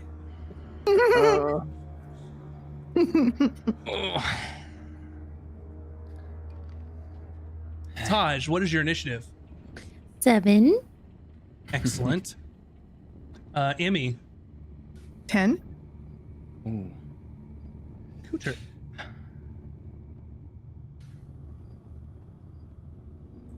Cooter, what is your initiative? 9. 9. Sorry, I heard a cut and I was like, was Oh, that me? sorry. I'll enunciate better. Gromkey, what is your initiative? We have a 15. Very nice. Might Azric, be going first. 8. And Hayden. I am an 8 as well. Am. Right. Well, We're screwed. let's get some combat music going here. What do y'all say about that? And then let's show everybody Evan MacLeod, Um, baby. what kind of business y'all are into at the moment. I'd also like to know. Sorry. Oh, that's a place. Oh, wee! Oh, is that Grumpy? Yeah. Yeah. That's my first time seeing him. Fun Bun drew that art in an hour. I should have. No. I should have described myself to you guys. Yeah, that's okay.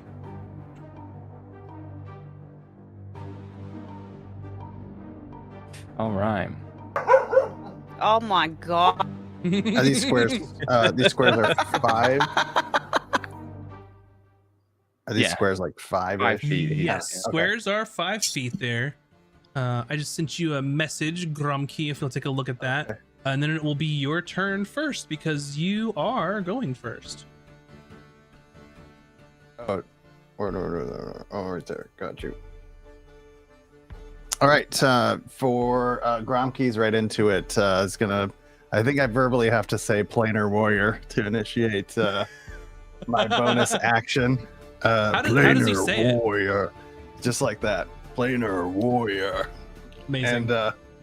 And yeah, he just has to say it. So it's a thing. Planar. How he pumps up. It's like he's a wrestler about ready to jump into the ring.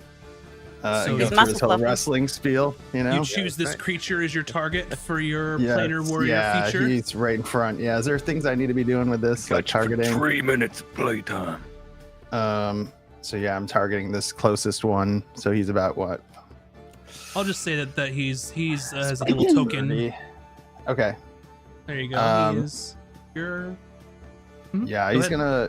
Gromkey's got his bow, and he's just gonna his crossbow, and he's just gonna try to shot right in his eyeball. Go for it. All right, so let's see. All right, here we go. Well, this is a good start, you guys. So that's a 29. Jesus. DC is +9. He rolled a 20. You rolled a natural 20? Yeah, I just Well, did. then you crit, sir. Hey. All right. That hell What? yeah, brother. Oh. Okay. Yeah. Let's see those Okay. 20s in chat. So natural 20 on your heavy crossbow. Ooh-wee. So the way that we do criticals, we do brutal criticals. So Oh. instead of rolling double dice and just taking that, you roll 1 die, but the other one is Okay. maximum damage as well. So including your planar warrior, you're doing a base of what is that? 15. And then planar warrior gives you another. Let me find it. Oh man, math. It's Another a- D8. So yeah, 15 plus 8. And then roll a D10 and a D8 again. a D10. Mm-hmm. All right. Big That's numbies. Yeah, that's an 8 on the D10. And then what another else? D8. D8. Hold on. I'm using real dice. This is awesome. I know. You pay good money with clickies. 4 on the D8. All right, you sir have done 35 Ooh wee. Holy crap. damage to this creature, Yeah, shut that thing up. and it looks pretty fucked up at that. Oh yeah. Anything else you'd like to do? Just no, he's I guess he'll move up a little bit just to kind of give some folks some room Yeah, behind feel free me. to move Yeah, yourself. You just can, to like you can okay. WASD. Oh, that's right. Go here. So boom, and then Ooh. just move up to here. Mhm. That's good. I believe it's going to be your turn. You've done your action. That's it. Do I Bonus have to do an action. end or anything? Nope, I got it. Okay. Up next is this other creature that you did not blast. It's gonna fly forward and hover above this void here because it's flying.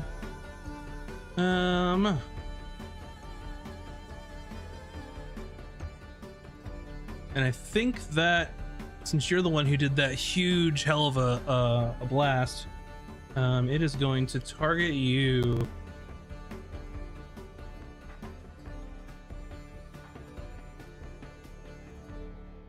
So it will target you, and it will target Emmy on one. So the first one is to you, Gromkey. Please make a Constitution saving throw. Okay. Oh, that's gonna be an 8. You take 22 necrotic damage. Okay. Wait. Oh my god. Never mind. Wait, actually, no. I'm gonna do it. Is you it gotta too late to do it? Gotta be ready. You gotta let me know. Well, no. It's something else. I have a reaction. Oh, okay. Sure. I'm gonna use silvery barbs as a reaction. So anytime they succeed on an attack roll, ability check, or saving throw, they have to re-roll and take the So- lower number. Gromkey had to do the saving throw. Oh, I Yeah. thought it was for the baddie. Like the baddie's If attack you- roll. This one wasn't an attack roll. So if the Oh, baddie okay, had done okay. an attack roll, or if the baddie had like succeeded on a saving throw, then I think you could do that. I'll have to look at Okay, the spell. but- I see. Yeah.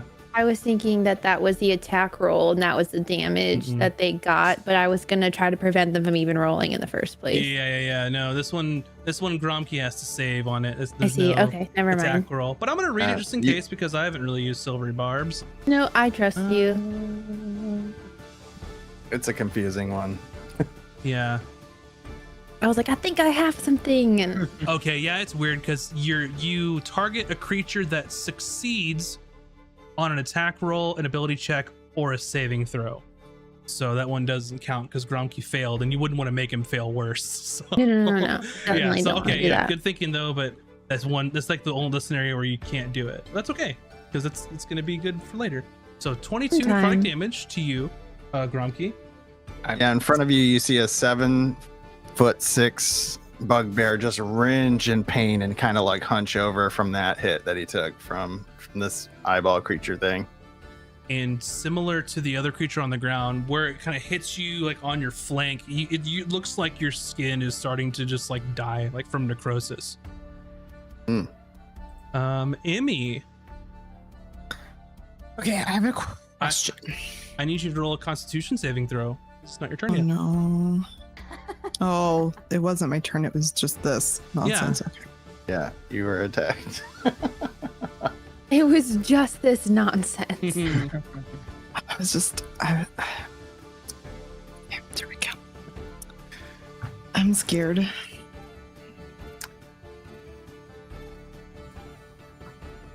Okay, Constitution. Uh-huh. Is it Saving to throw. avoid it's a saving throw, but is it to Constitution avoid a saving throw. charmed condition? No. Is it 17. 17. Okay, you succeed. And it looks like as this sort of ray of energy hits you, you feel lethargic, like you aren't able to move, and then you break out of it. It looks like if you had not succeeded, you would have had a similar fate as the other creature that is currently paralyzed. And that's their turn. Emmy, now it's your turn. Okay. So I have a really important question.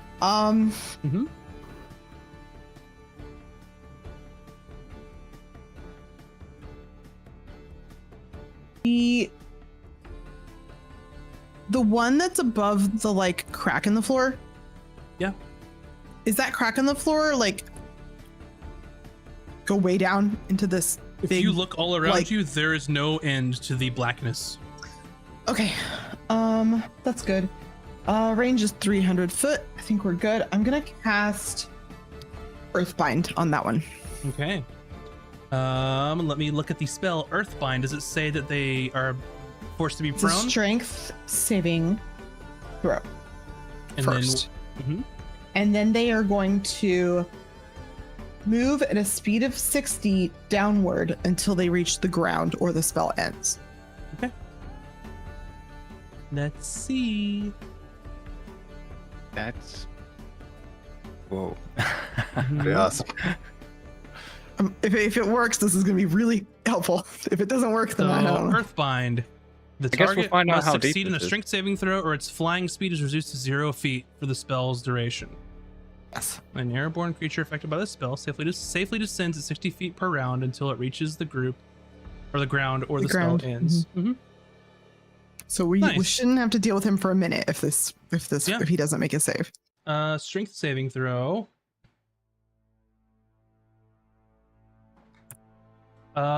2. Yeah, bye. Oh yeah. So Like Shiva said. it begins to fall. Slowly. It's the first time I've prepared that spell and actually had a use for it. I'm so happy. Yeah. Which spell was it? Earthbind. Earthbind. It's really good, but only if you fight something flying. So you never know. Whoops. There we go. Sounds like a very handy spell. Yeah, my good friend taught 60 me feet how per the round? good uses of that spell once, and I've been wanting to use it ever since. Is that right? 60 feet per round? Mm-hmm. Okay.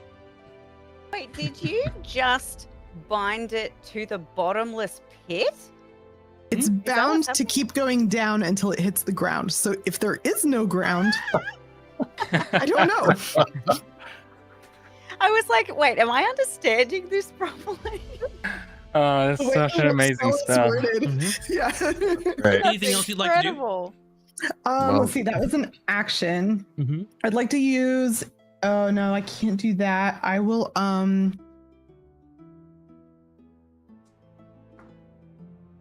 I don't have anything else I can do. I would like to move those so that we're not all grouped. I think.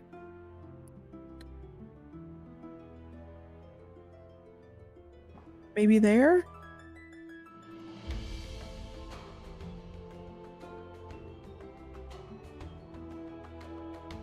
Okay. Yeah, I don't know. Let's see if You're gonna- Gromsky's okay. You're Yeah, gonna be upset. You're gonna be upset. Gromke just puts his arm by her like a kid, like a parent holding the seatbelt, fake seatbelt arm over the kid. Just puts his arm down. Yeah, I just run Um, like to see if he's okay. So I'm like over there, like run towards like Gromsky, but I don't do anything because I don't have any actions left. Wait, didn't we agree One that moment. healing potions you could drink as a bonus? Yes. If you But I if it's for can't- yourself. Oh, So listen. As you cast the spell and it starts to be Oh. bound and then falls. I hate this for you because this is the dice roll. All of you sense sort of the entire region around you feels heavy. And all of you feel as though you have lost the ability to wield magic completely. in this area. Does that mean spells or even features? This is now an anti-magic field. Oh man. no. How big? How big? Hayden's just The- vibing. The entire region. So What? I don't get it. the island for the next hour. The whole island? Wow. Oh, Wait, but that boy. affects them too, right? Everybody, all of us. Spells. So Oh, within this boy. region, one moment, let me finish. Within the sphere, spells can't be cast. Summoned creatures disappear. So Bucket is gone. Bucket! Oh no! And any magical items that you're carrying become mundane for the time being. Do until the the effects spell ends. Oh, wow, that's great. of So, Earth let me finish. end? Let me finish so I tell you so Okay. you understand, and then you can ask your questions. Okay. It's not Spells great, but that's and great. other magical effects, except those created by an artifact or a deity, which is not the case, are suppressed in the sphere. A slot expended to cast a suppressed spell is still consumed.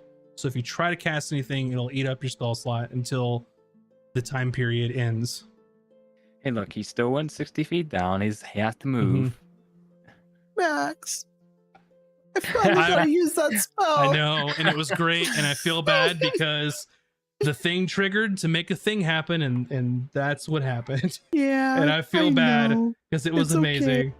We all acknowledge it was awesome use of the spell, and it happened, and it was caught on camera, and no one will deny it. Okay, let's just pretend I'm this s- part I'm never sorry. happened. Let's move forward. Cooter. Oh boy. How far can I move? Oh, just to here. Dang it! I'm always so far behind everybody. Hmm. If you want, I can start putting you in the front. I just kind of put people I'm out there. always one step behind. What can I say? Yeah, let me, buttons. I will. So we can't. Okay. So we can't ray of sickness because that's No, not possible. No spells.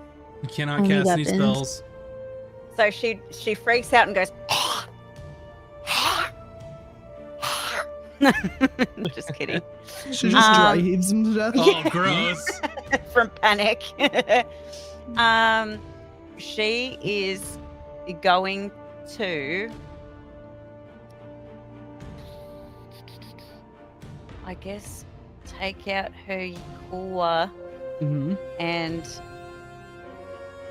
wait. The range actually, if I go, take out my measuring stick again. If I go just in front of these guys here, oh, I can just, it'll tell me how far when I do that. Oh, cool. Okay. Because this is now Yay. 10 feet. No, I can smack it from here. If you move, yeah, you could throw it, Its range is 10 and then or 30 if you ranged. walk one more forward, you can just stab it without having to throw it. But isn't that the 10? 10's for thrown. It's a thrown range. Oh, So is it? Because your Yikula is 30 a spear that you can also, like a type of spear you can also throw. So it's but a that's what I traditional was melee thinking. It was weapon, because but also it says throw. range. It says range is So you of see, reach and range. yeah. So 10 But it's a long parentheses stick. 30 means you can throw it 10, or you can throw it 30, but you have disadvantage, or you can stab it. Yeah, no, we're gonna have to throw it 10, so at least it's not at disadvantage. You wouldn't, yeah. If you stab it's at disadvantage either, but you can certainly throw it from here, no problem. But it won't return to me anymore because It it's not sure will not. magic. I'll just throw a pivot at him and then see Yeah. what happens. Yeah, go ahead and make your attack roll.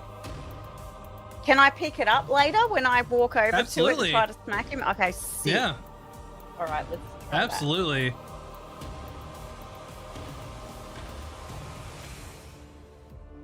Oh, god damn Oh no. it. 10? 10 is not enough. So you throw your spear, and it sort of hovers above and it lands underneath. So to grab your spear, you'll need to walk over. Yeah. And go grab it. I'll say that your spear is right here behind it. That makes sense. You whiffed it, got out of the way, and it landed here. Where can you pick? Okay, cool. Oh, bugger. You want me to put something down so you know where your spear is? I wish there was a way to mark. Can I do that? I was asking if you would like me to. Notes. Yeah, I'll remember. All good. All right. Don't forget your Yukawa. Yeah. Anything else you would like to do?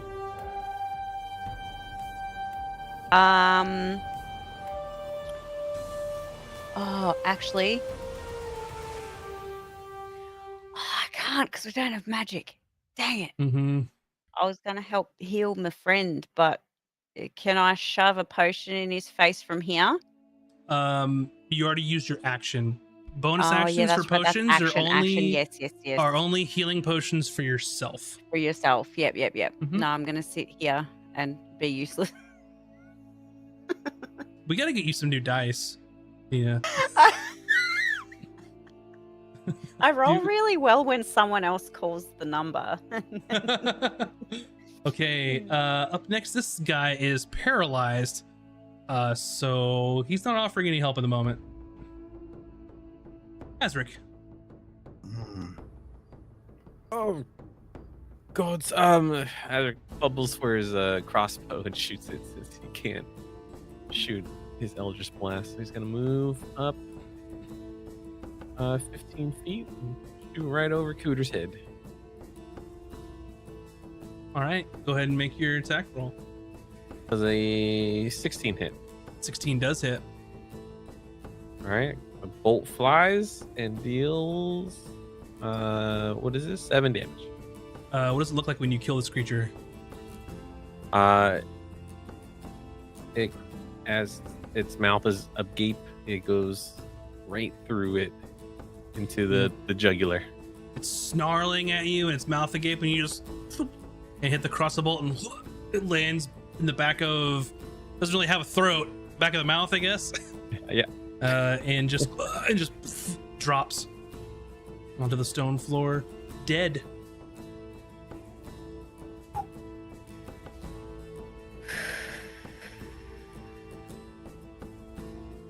And then that is all I do. Aiden. Nice. One down. Well,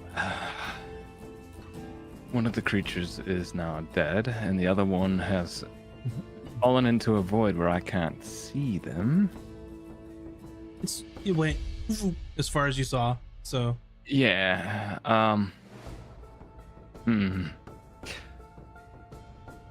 This is kind of a risky place to be. There's not. On real quick, this. How do I mark this? Like that? No, like that. That right there, that pillar. Are you seeing that? One more time. Right, pink. Yeah, it's just knocked over onto it. It's on the ground, or is it just above the ground? It's like knocked onto. It's like leaning. Okay.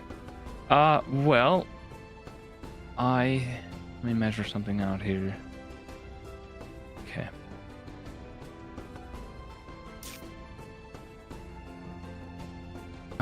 Interesting. So let me see how far I can move. 30 feet. Can you?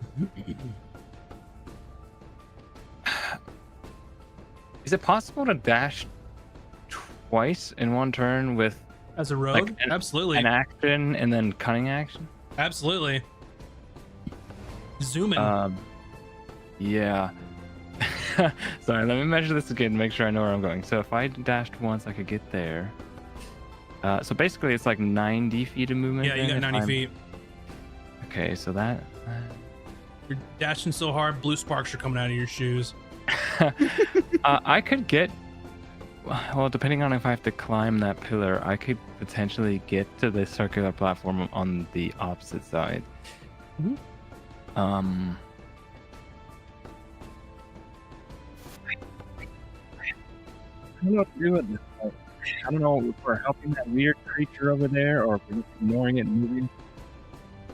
That creature is currently like frozen in place on the ground, like this. I'll just use my- So Say that would one more put time. me- Your mic was messing up. I said I'm just gonna use my action to dash Go for it. Dash to your Goes. heart's content. 60, which should put me right about. Oops, am I moving? Oh, that's Yeah. 50. So 60, I think, is here. Also, I I'll just- apologize that the stone floor are squares that don't line up with the other squares of the grid. I'll try and work on that next time, but I didn't even notice that you just said Oh, it. I didn't notice that either. Yeah, I didn't either. I noticed. I'm like, ah, it's so annoying, but It's close enough. Yeah, it's fine. I think I'll sit here and I'll kind of go drop to a knee Mm-hmm. and just try to keep as low profile on this open platform as I can. So Without you going prone. dashed, and then I will offer you a suggestion. If you dashed, and if you cunning action dashed, you could hold your action to do something in case something happens, if you want to. If not, you can just chill. So use the cunning action for the dash and then just hold my action. Yeah, like if you wanted to say, I'll hold my action to shoot my crossbow bolt at the spooky thing if it comes back. That's a valid use of holding your action. Sure. We'll say Alright. I cunning action to there and then am holding my action for the creature to. Does the creature have to do something for me to do that, or can I say when I see the creature? Yep, you would announce your trigger, and if your trigger is when I see that dude, I'm gonna blast him, then that's valid. Okay. Yeah, that's what I'll do. I'll have my pistol waiting for him, and Ah, yeah, I Yeah. forgot you had a pistol. yeah. Cool. All right, that one, the first one's free. Everybody gets one. Cool. Taj. I am going to also dash over there. I don't know, could I get like over like there? Yep, that's exactly 60 from where you were sitting, so you can definitely hang out there if you want.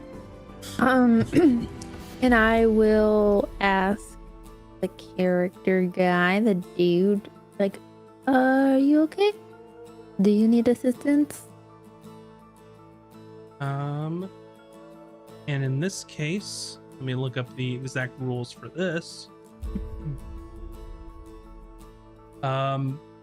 Judging by his demeanor, you see like his eye darting, and it's almost like you think it's trying to talk, but it can't move at all.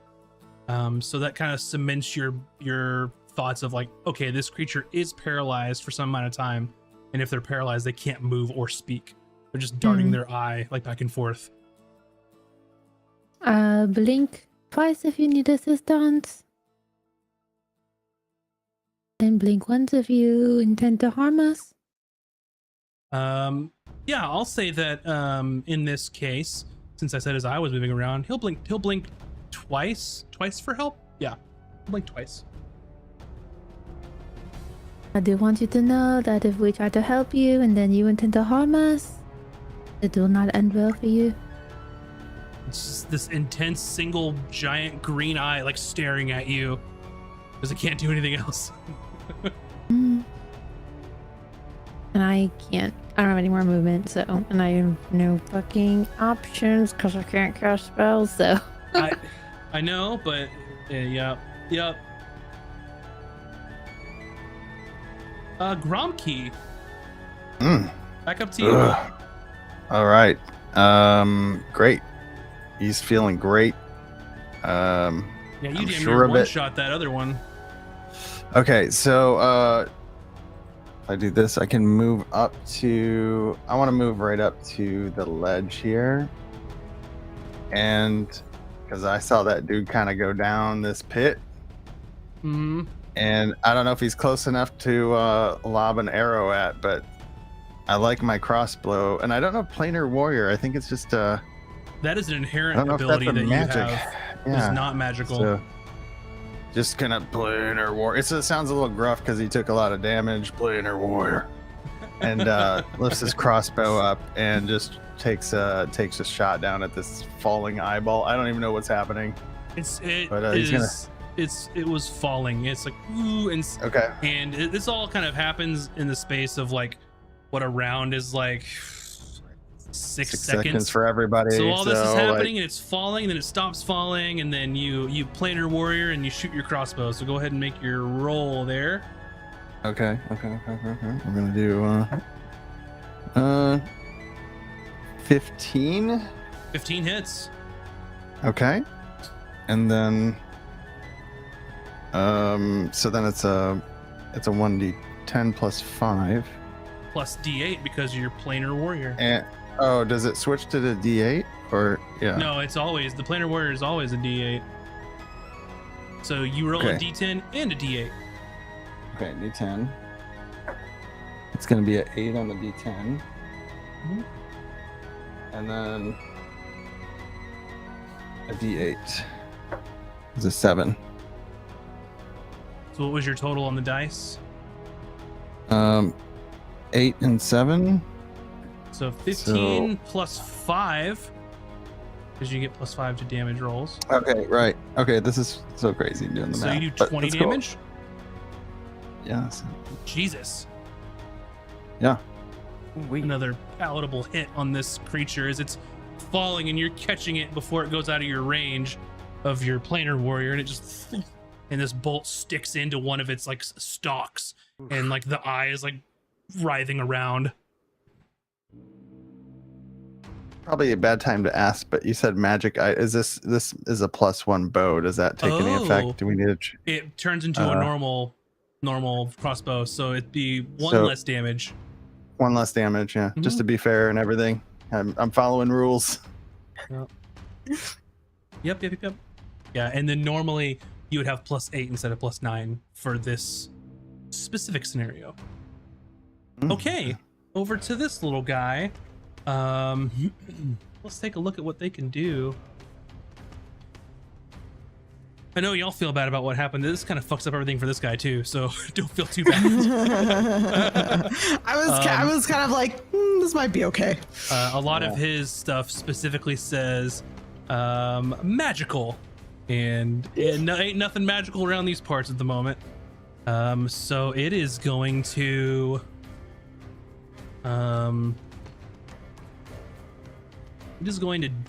dash and end up here.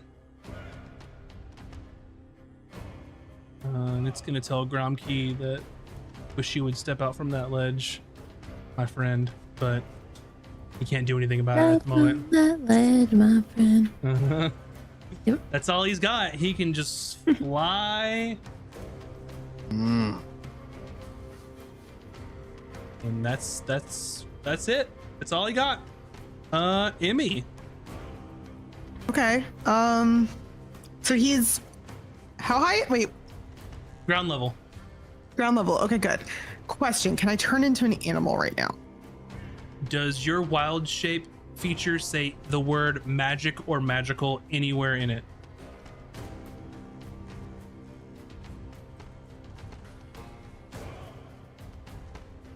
Yeah, magically assume the shape. Then you cannot. Okay, I'm just gonna do some melee, which is a thing I've never thought I'd do on this character. I'm gonna grab my. Bitch slap him. I'm gonna. Actually, I don't need my other hand for spells, so I'm gonna grab my staff of the Python, and I'm just Hey. gonna use it as a big ol' bonk stick. All right, you're gonna move up to him, assuming? Yeah, I'll move you. thank That's the least you. I could do. And I'm gonna bonk him. So Go for it. And after she does that, I believe I have a shot. Yes, you do. Thank you for reminding me. My bad. 17. 17 hits. You can bonk. Okay, and since I'm holding it two-handed, I can do the versatile one. D8. Plus. Yeah, so I'm gonna do a D8.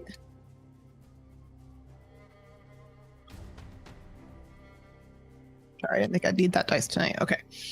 8 actually. Oh shit. Okay. So So Nice. you bonk for 8. yeah. And then Hayden, you get your shot off. Yeah. Well, we'll see if it is. Okay. Let me make sure. Okay. Come on. That's a 15. A 15 will hit. Yay. So let me see the damage. I think that's a spaceship this time. That Yep. is the spaceship. D8 is. And that's will be 11 damage on that shot. 11 damage. You just hear the crack of the pistol. Right next to you. So close. So Taj. close. But I think that's a sneak attack, no? That is sneak attack, actually. So- Well, hold on, is a pistol a finesse weapon? No, it's a ranged weapon, so it doesn't matter. So yes, sorry, you're good. Sneak attack Okay. away. All right. Let's throw a little bit more damage on top of I'm that. glad you said that. I just remembered. That'll be another 8 damage on top of that. Okay. Describe how you kill this guy. So it floats out of the hole. My pistol's at the ready. I see enemy run up and give it a whack. As it recoils from the whack, its main eye turns towards me, and I line up a shot and just fire it through the eyeball. Yeah. So you see Emmy give it the old bonk right in the eyeball, and it winces. And then out of the corner of one of its eye stalks looks at you as you raise your flintlock pistol, and you see almost in slow motion the hammer goes down, ignites the powder, and then this whole cavern is just filled with the cacophony of this extremely loud gunshot going off. And it sort of lands just directly in the side, piercing through it, and just falls onto the floor in a heap. And at this stage, you all are going to be out of combat. That I'm was just a gonna go over here very and pick up my weapon. yeah. Ooh-wee. That was a very interesting set of circumstances that happened with that anti-magic Yeah. thing happening. This was So nuts. with that, you see this sort of creature on the ground is paralyzed, and then a minute later it sort of releases. I'll load the next round in and then turn around and aim the pistol at the creature on the ground. Mm-hmm. Got it. So it comes forward. No. No funny Don't hurt business. us. Don't hurt us. You saved me. You saved me. Thank you. Cool. Thank you. Thank you. And it goes to stand up. Who and what are you? Oh my. Oh, don't pay attention to me. Zendalia Nerihan is my name. Who are you?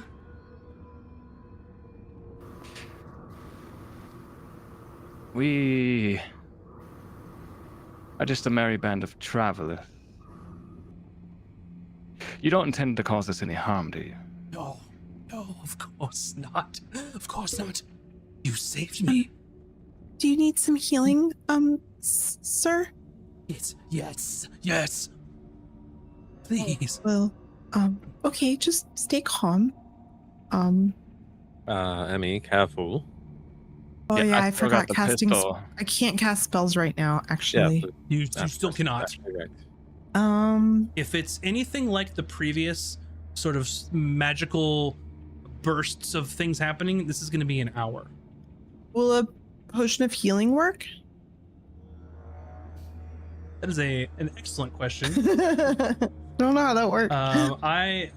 I'm going to say at the moment, yes. And then I'll look it up later in case it happens again. Because Potions created with magic, or is that more of like a alchemical process. No, it's all chemical.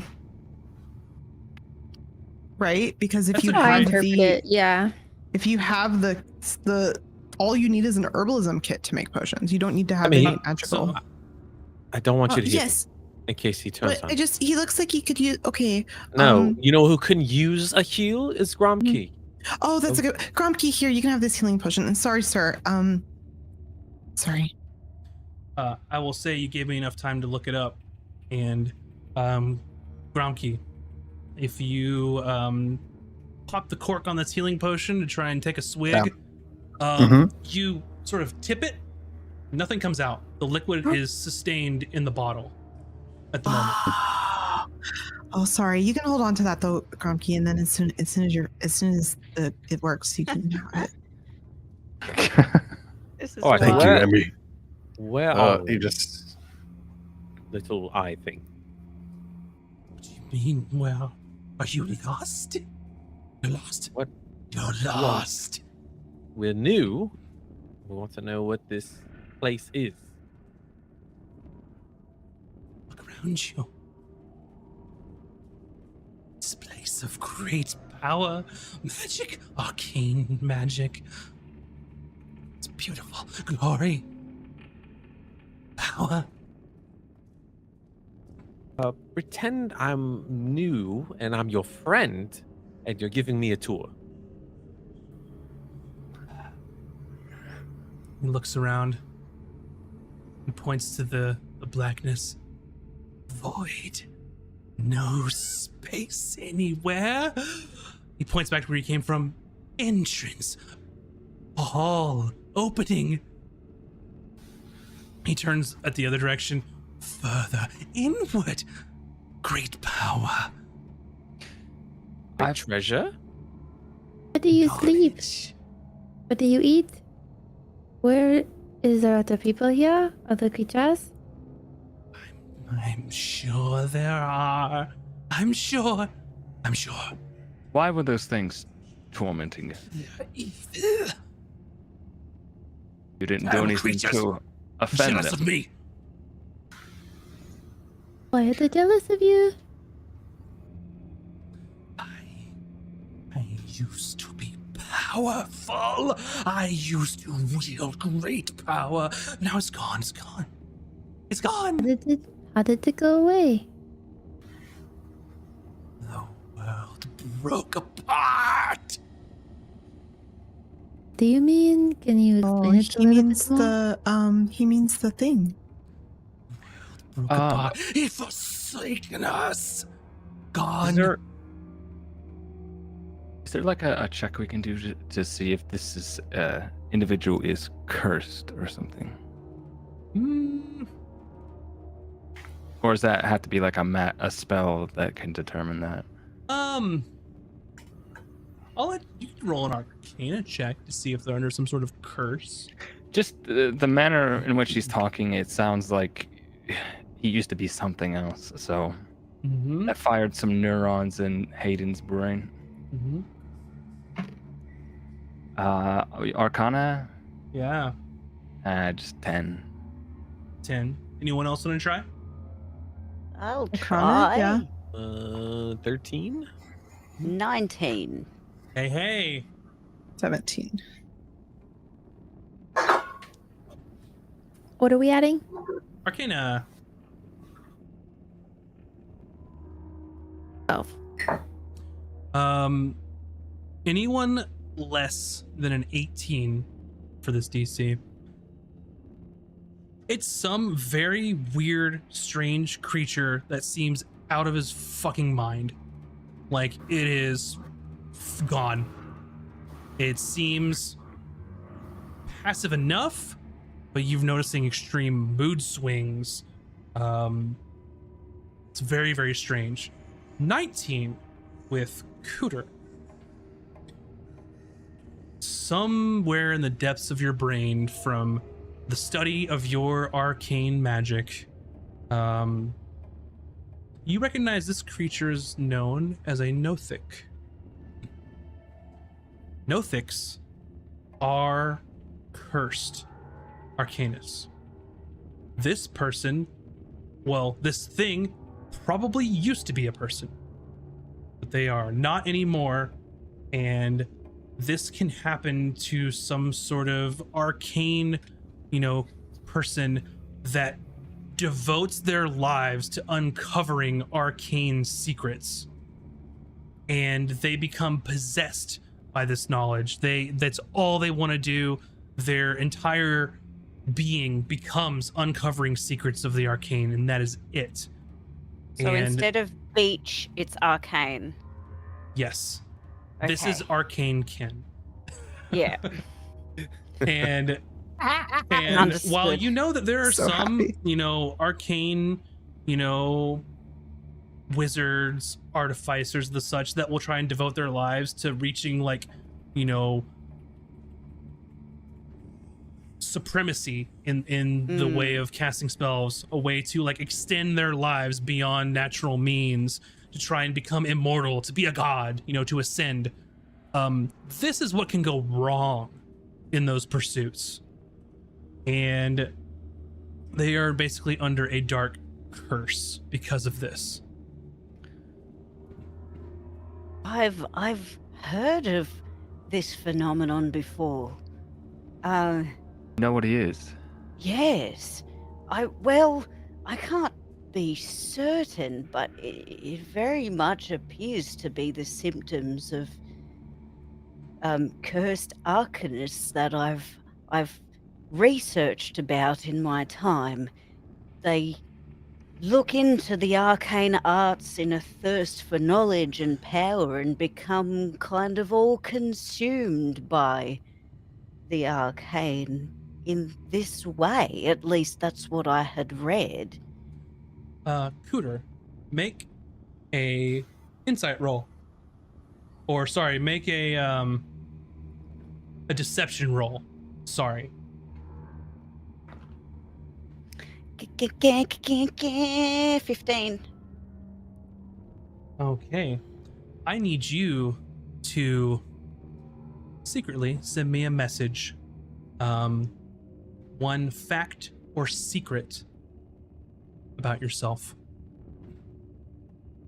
And it's staring at you as you're sort of learning about it, and it darts its eye over to you, Ezric. Make a deception check. Aw. So, Deception, I am good at. Mm-hmm. I got a 19. I need you to do the same thing. Some fact or secret that it learns about you. Taj. Let's see. Yep. we have a potential cursed being that has lost its mind. It's what is it? A deception? Roll deception. 19. This Taj, entire time, Valkins, send me- or not Valkyn. Send me a Uh, secret or fact that it learns about you. Aiden's still got the pistol on him. Aiden, as it looks at you, the same roll. Gromkey, as it looks at you, same roll. Deception? Kimmy, same roll. Deception? Yes. Oh boy. I rolled a 7. Send me a secret or fact it learns about you. All right. Empty one. I rolled a Emmy, You 2. don't have to. Emmy does not learn anything from you. Gromkey, send me a secret or Yeah. fact that it knows about you. I like to think that's karma for trying to heal it. Let's go with this one. Secret or fact that it knows about me.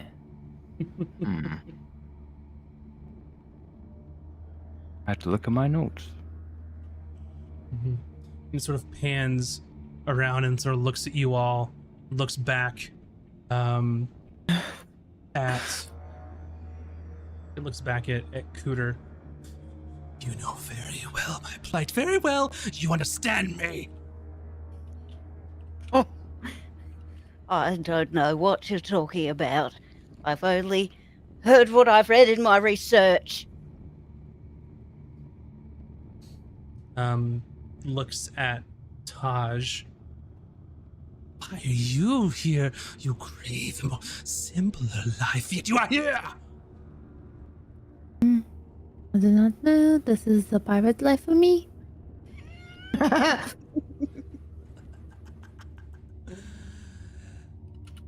Perhaps.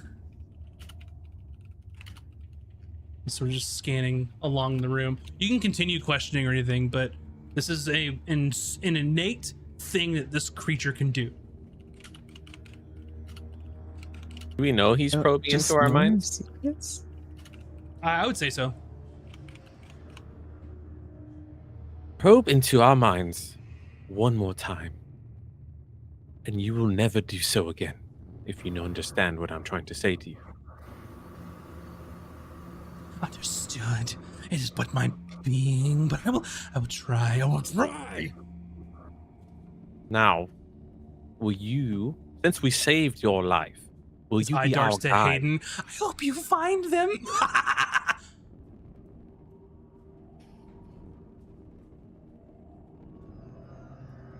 That's Have you lost your keys, Hayden? you just see Hayden pull back the lock or the flintlock thing on the pistol.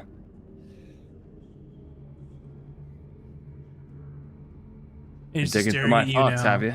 It's just staring at you now, Azric. It is almost like he was willful in that, but now the thoughts just like appear in his head and he addresses it, and then he turns back to you as these things are happening. He's sort of like addressing these things that are in his mind. Listen, we saved your life. Now, in Yes. return, you're going to be our guide. We're here to look for something valuable, a Good. treasure. Treasures. What treasures of knowledge of great power lie in these halls?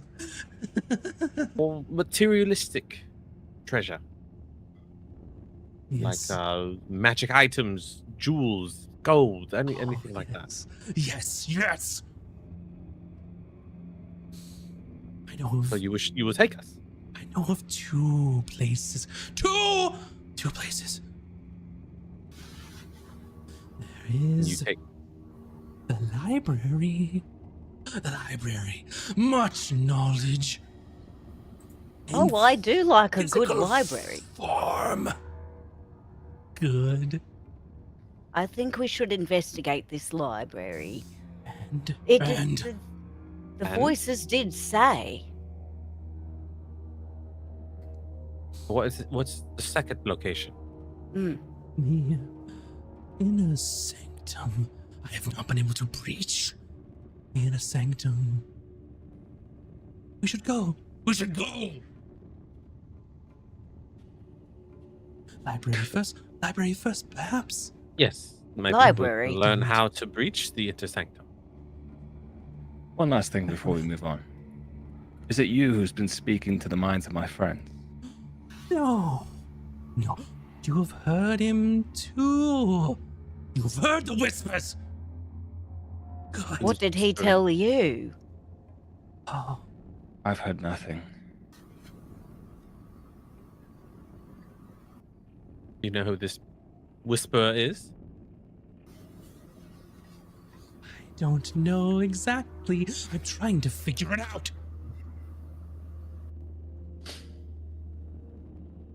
Right.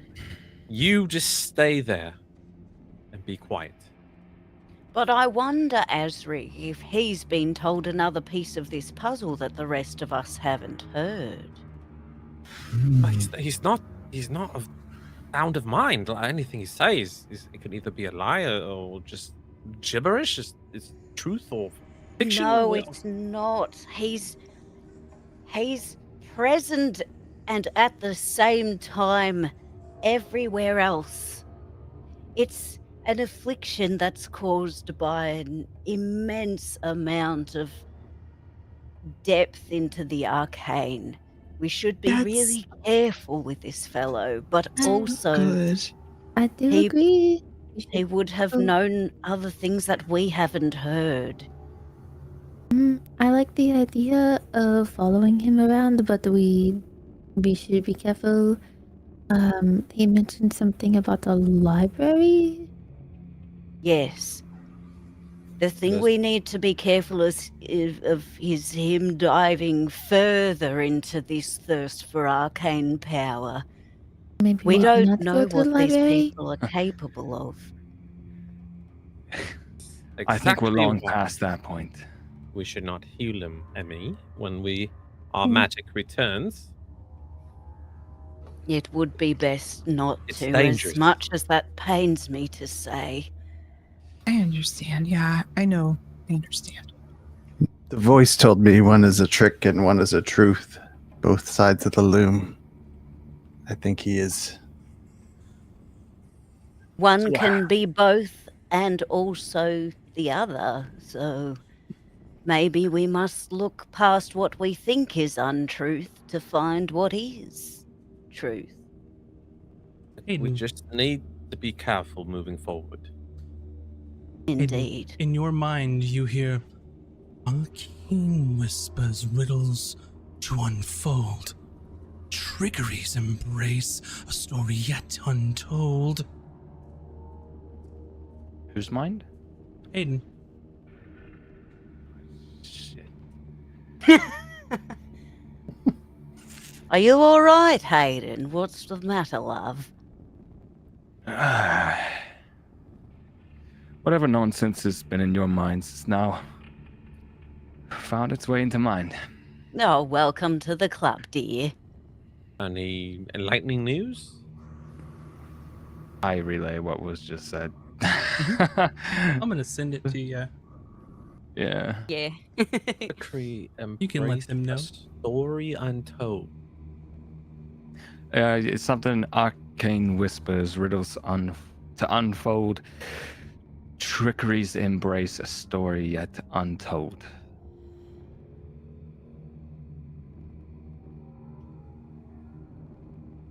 I It's think we meaningless should- to me, but Mm. are we having this thing guide us further in, or are we Yes, leaving it here? Let's continue to the library. We might find something there that helps us decode all of this nonsense. Do you have a name, creature? Yes, yes. I've given you my name. Zendalinerion. Zendalinerion. Zendalinerion. Can we just call Have you I Zendar heard that for short? name? No. Can we just call you Zindal for short? If you wish. And he sort of You're looks at fine. himself, and you see like the large sort of swath of his sort of flank is like necrotic from that blast. Perhaps you could help me. You could help me. It hurts. It hurts. We have no We- magic. We can help you potentially once we reach the library. Maybe. I think that is premature. We can help you when we are done with this place. Maybe we could take you with us and leave. No. I don't want That to might leave. this place I might want be what the is knowledge. ailing you. Mm. Well, You don't understand. He's so far gone. He won't stop until he reaches that sanctum, I dare say. Balls up his clawed fist and just starts like hitting his side over and over. hey, It hurts. It hurts. we're heading that way. You're going in front of us. To the library. Yes, to the library. Yes, to Right. knowledge. Yes. Yes. So off with you. Yes. Question. Well, I have known from before that, like, that potentially wasn't his original name. Because I know about the Mhm. whole Arcanist thing. Like, it sounds like a pretty... If he used to be not that, then I feel like that's a name that, yeah. Yes. over So time. they with your role, you know that Nothics retain little to no awareness of their Yeah. former selves. Okay. So Yeah, cool. this So could be his he name. probably won't be able to tell us Yeah. much, even if he was. Mhm. Yeah, cool. It could be his name. Maybe he read a name and then he thinks it's his name. Maybe he just picked something. Maybe you heard it. Okay, cool.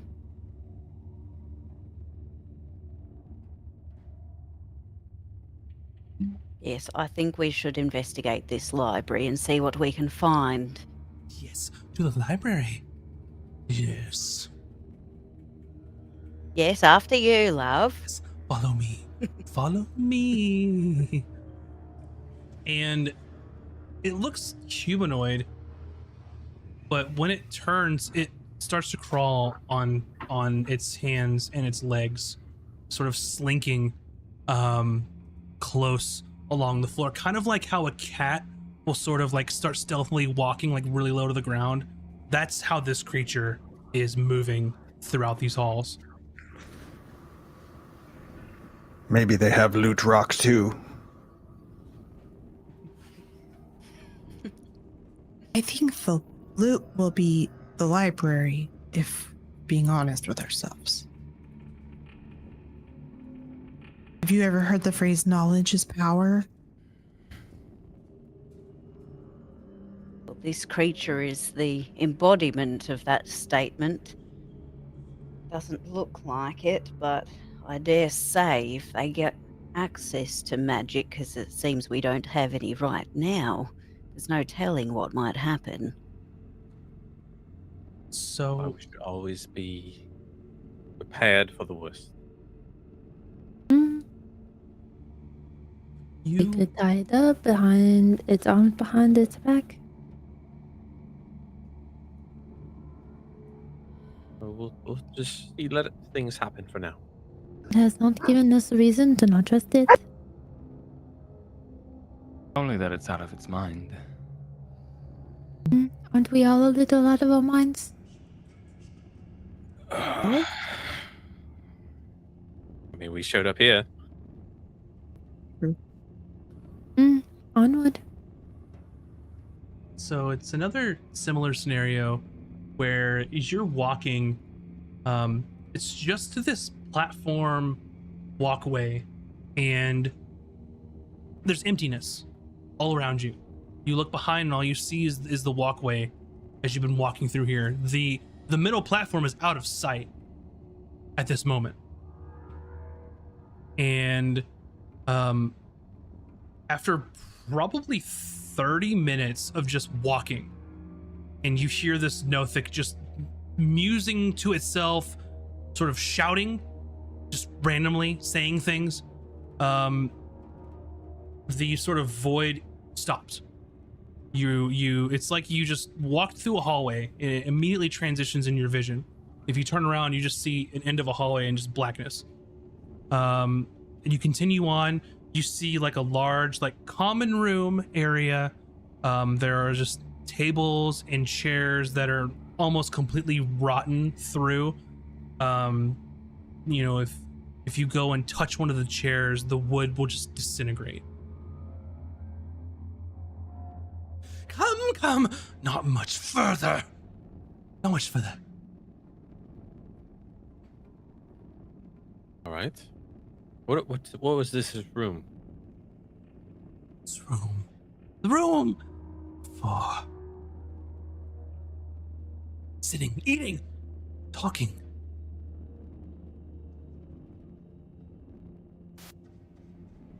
All right. Carry on. Dining room? Yes. Yes. Yes. Oh, wonderful. And there are like some metallic plates that are better off than the wooden furniture. Very highly tarnished.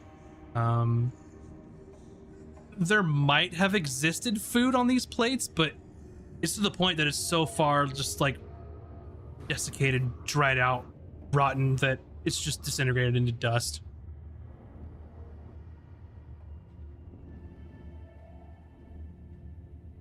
and he sort of leads you through and walking through like lengthwise on this little dining area common room.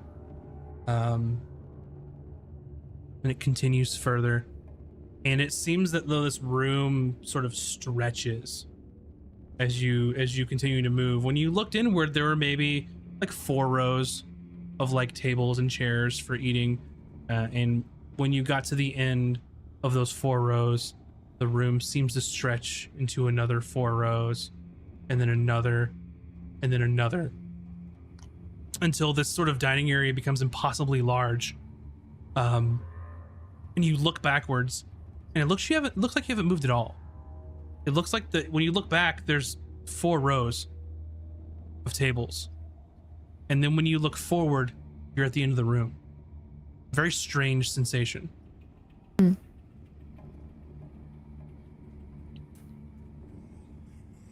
it continues to lead through a corridor. There are rooms, there are doorways on the sides of this hallway. Doors off the hinges, some just completely missing, very dilapidated. And some of the ones that are just open, you can peer in, and it's like an office, maybe somewhere where someone could study or conduct research. Maybe, as far as you can tell, there maybe used to be a desk and a chair and maybe some other furniture, but it is just well beyond salvaging, even beyond recognition at this point.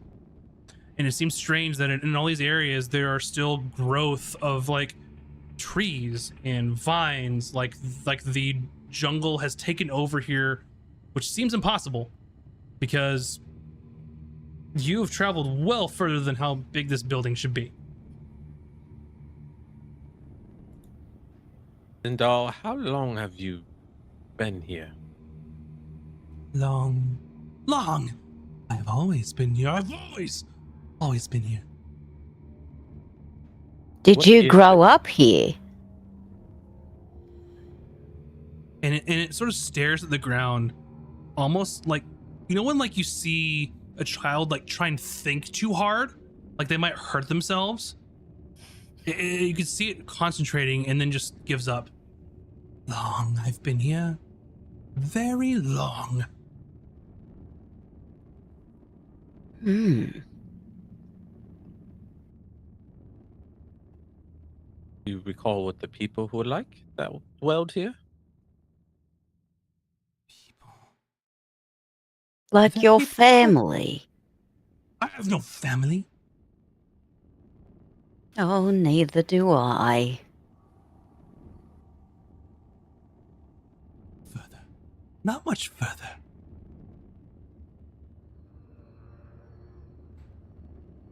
It sort of lowers itself close to the ground to begin walking and just starts slinking through the hallway once more. Hallway. And you can see that the hallway sort of continues seemingly forever. And there's a sharp right, large double doors that seem almost pristine. And some maybe tarnished metal. Who knows? Just a library? Yes! Yes! We've made it. And after you. And it sort of like lowers itself down, but reaches a hand up and like gets its claws around the door and then swings it wide open. If there is funny business, you are in trouble. No, nothing funny about this. Nothing. And you swing it open and you look inward, and there appears to be a long sort of terrace. You can see there's stairs leading downward. And all along the walls are bookshelves. It's not a grand library. It's not like a huge area. It's probably maybe On this side, it's at least 30 feet wide from what you can see from this doorway. And as you're kind of looking down, the stairs probably go down another like 15 feet and then that's pretty much it on from where you can see here. But the walls are lined with bookshelves, and there are just like books everywhere, just opened on their spine, thrown in piles, just scrolls thrown. It is in complete disarray. There's mold. It's just, you know, when the door opens, you just get that strong like smell that like no one living has been in here for who knows how long, and it's just like damp and musky and just like gross. I imagine you must have pored over these books for some time, my friend.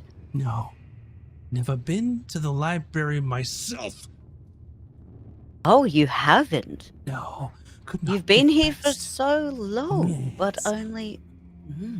could not Why are get you past not them. coming to the library? What did you say? I said, why are you now just coming to the library? I couldn't get past them, but you helped me. You helped me. Thank you. Are there any more of them? I don't know. I don't know. Well, all right. Let's enter the library and see if we could learn about this place or the inner sanctum or whatever. And this creature's like hoists itself up onto 2 feet with the door and just goes, "Welcome to the library." And the stares intensely at you, at the whole party, waiting for someone to go. Oh, I just thank lean you. over briefly to Azric, just like, I find it strange that he's been here for so long, but only made it as far as the last room.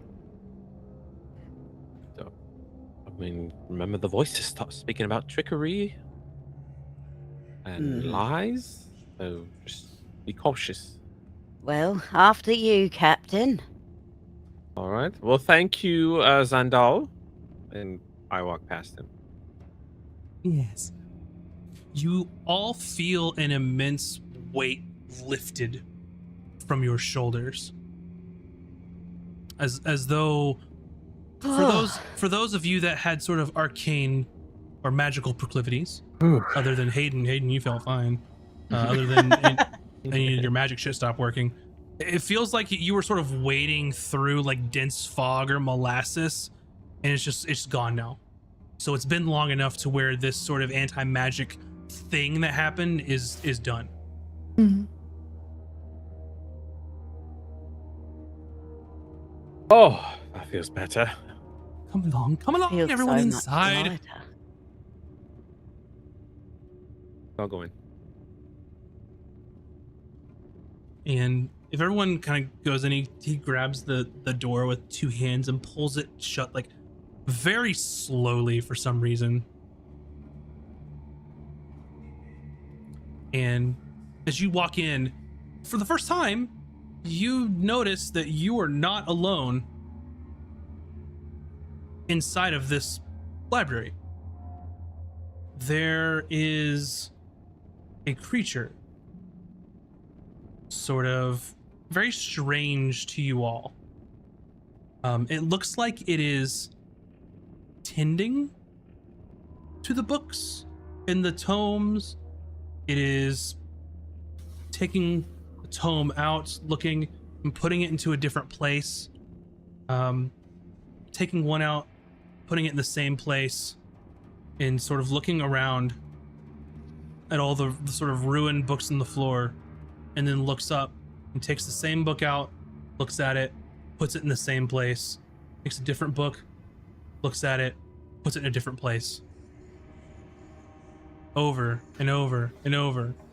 And this creature is very strange in that it doesn't have legs or feet. It has wheels.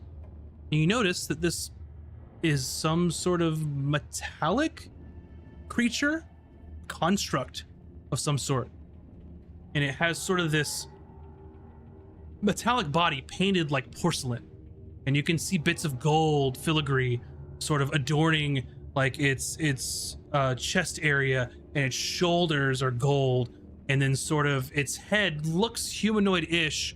It doesn't have eyes, it doesn't have a mouth. It just has a sort of dome of gold as the head sweeps back. Incredible. This creature is about 6.5 feet tall. Has Emmy read about any type of constructed creatures before? No. You have neither seen or heard of anything like this. Hayden's still standing next to Zendal, kind of, saber at the ready in case he attempts anything, and he says, Anything else of note?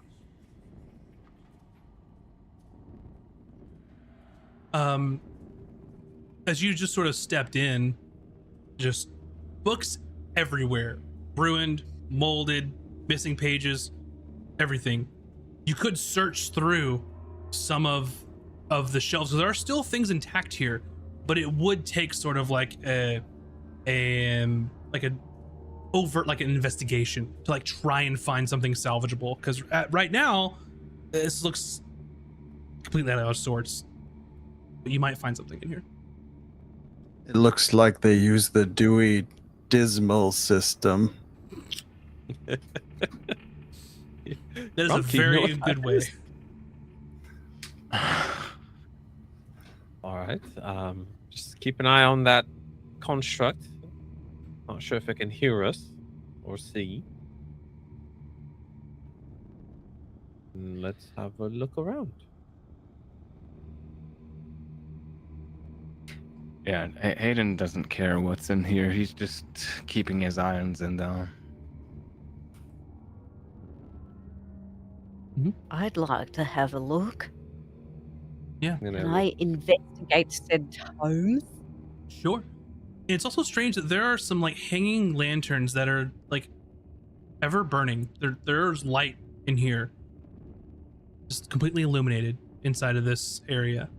But yeah, go make an investigation roll. You got a 21, not 20, baby. Nice. Mine was just a 12. 12. Anyone else gonna roll to look around? Sure. Yeah. Apparently, I've already read everything in here. It's an investigation. You Right. said? Yeah, investigation. I hate math like this. Hold on. Every book is a romance novel. 13. 13. Anyone else? I had an 8. 8. 2. 2. Mhm. Anyone? So there's only one person above 15. Okay. Yes. And then there was the next highest was a 13 or a 12. Was that Cooter? For 12, yeah. Okay. Cooter. So you're looking around the room and you're sort of looking at these sort of lanterns that they have to be magical, right? There's no way there'd be fire in here at this point. That makes no sense. But how are they literally keeping the lights on in here when everything else is in such disarray? And then as the sort of lights glinting off of this magical lantern, you see like a piece of like glass sort of glint or something. You're not entirely sure. But it's in sort of a pile of books here. You can just see it glinting, and it thinks that, well, maybe this might be worthwhile to look at. You want to dig through and see what it is? Yes. Okay. One moment, please.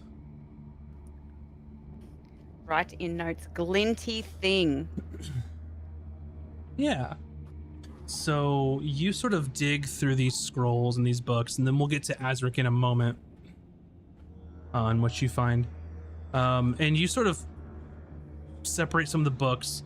And being, an alchemist, artificer, you immediately recognize this is a sort of magical potion of some sort. You might need to take some time or potentially a spell to figure out exactly what that is. But it's this sort of glass bottle that has sort of very eloquent, like the glass sort of like turns, like they all sort of turn in these intricate like think of how like if someone took the glass and like twisted it while it was being formed, is a sort of these sweeping swirls around the bottle, and it has like a very like dense like viscous fluid in it. And Can I ritual cast identify on said thing?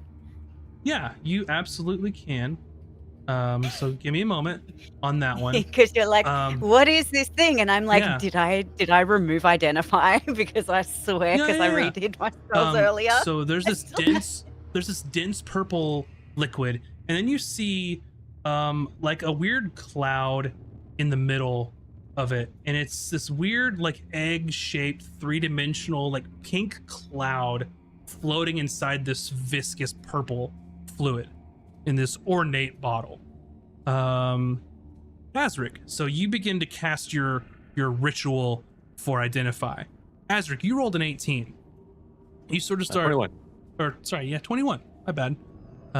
So you start kind of perusing the shelves here, and you look and you see that there's one book that looks absolutely pristine, like it's been untouched, been well cared for. For some reason, whatever's happened to this room didn't happen to this book. And you sort of grab it and pull it off the shelf, and you see that it's very nicely like leather bound, and there's sort of a wrap around it, and then there's like a leather two leather pieces that are tied into a nice knot on the front of it, and you can sort of open this up if you'd like to take a look and see kind of what this is. Yes. Okay. So you can see as you open it that it's pristine condition. All of the pages are there. It's not a very full book. It looks like that it had only been started, and as you're thumbing through pages, you realize this is a spell book. This belonged to a spellcaster. Maybe they were just learning, maybe they weren't very far along in their journey, but there are spells in this spell book. Whether to determine what they are is going to take some time, or a spell to determine kind of like what Cooter is looking at here. Gosh, this is a spell book. Can you look at this, please? Mm-hmm. So, and yeah, I guess I look at it. yeah, so I will say as you all are kind of digging through stuff, everyone else who rolled lower, you're kind of like not finding anything at the moment. You're digging through things and like there's just junk and like gross books and stuff like that, and like deteriorated scrolls. That's when Cooter finds this potion. That is when Azric finds this book. And Cooter, as soon as you start ritual casting identify, a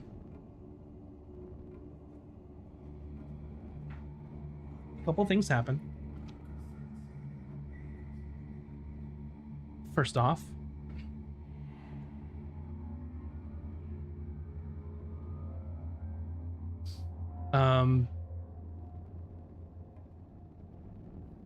as you begin ritually casting this spell, it seems like the world is turned over, where gravity is no longer pulling you down, it is pulling you upwards.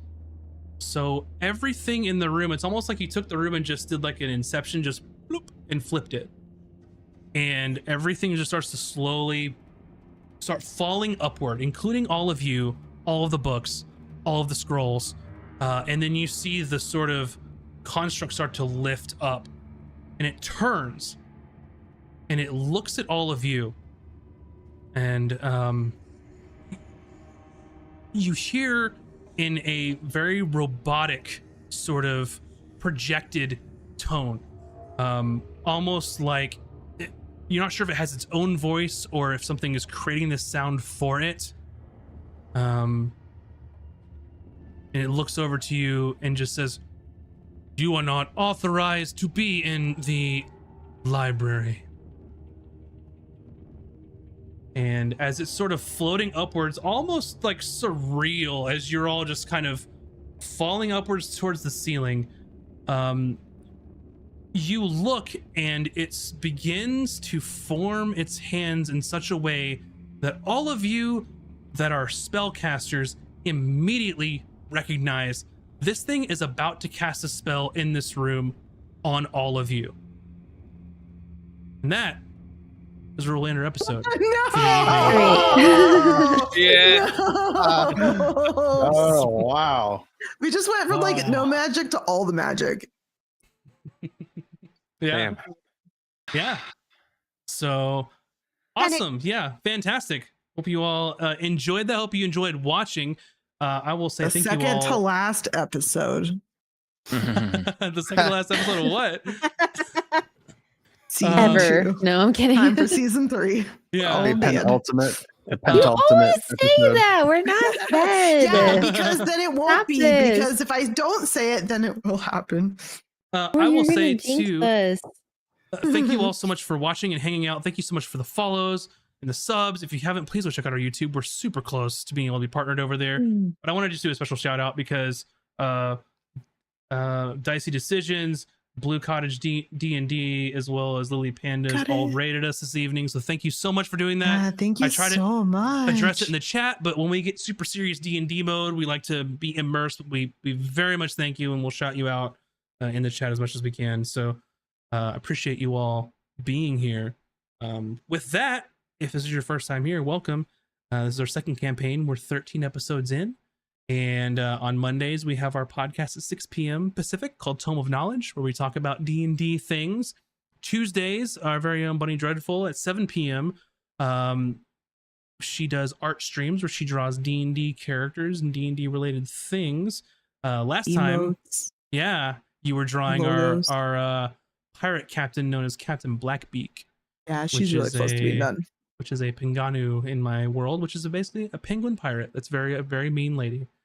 And then Thursdays we have our Out of Combat, which releases on YouTube, and our podcasts.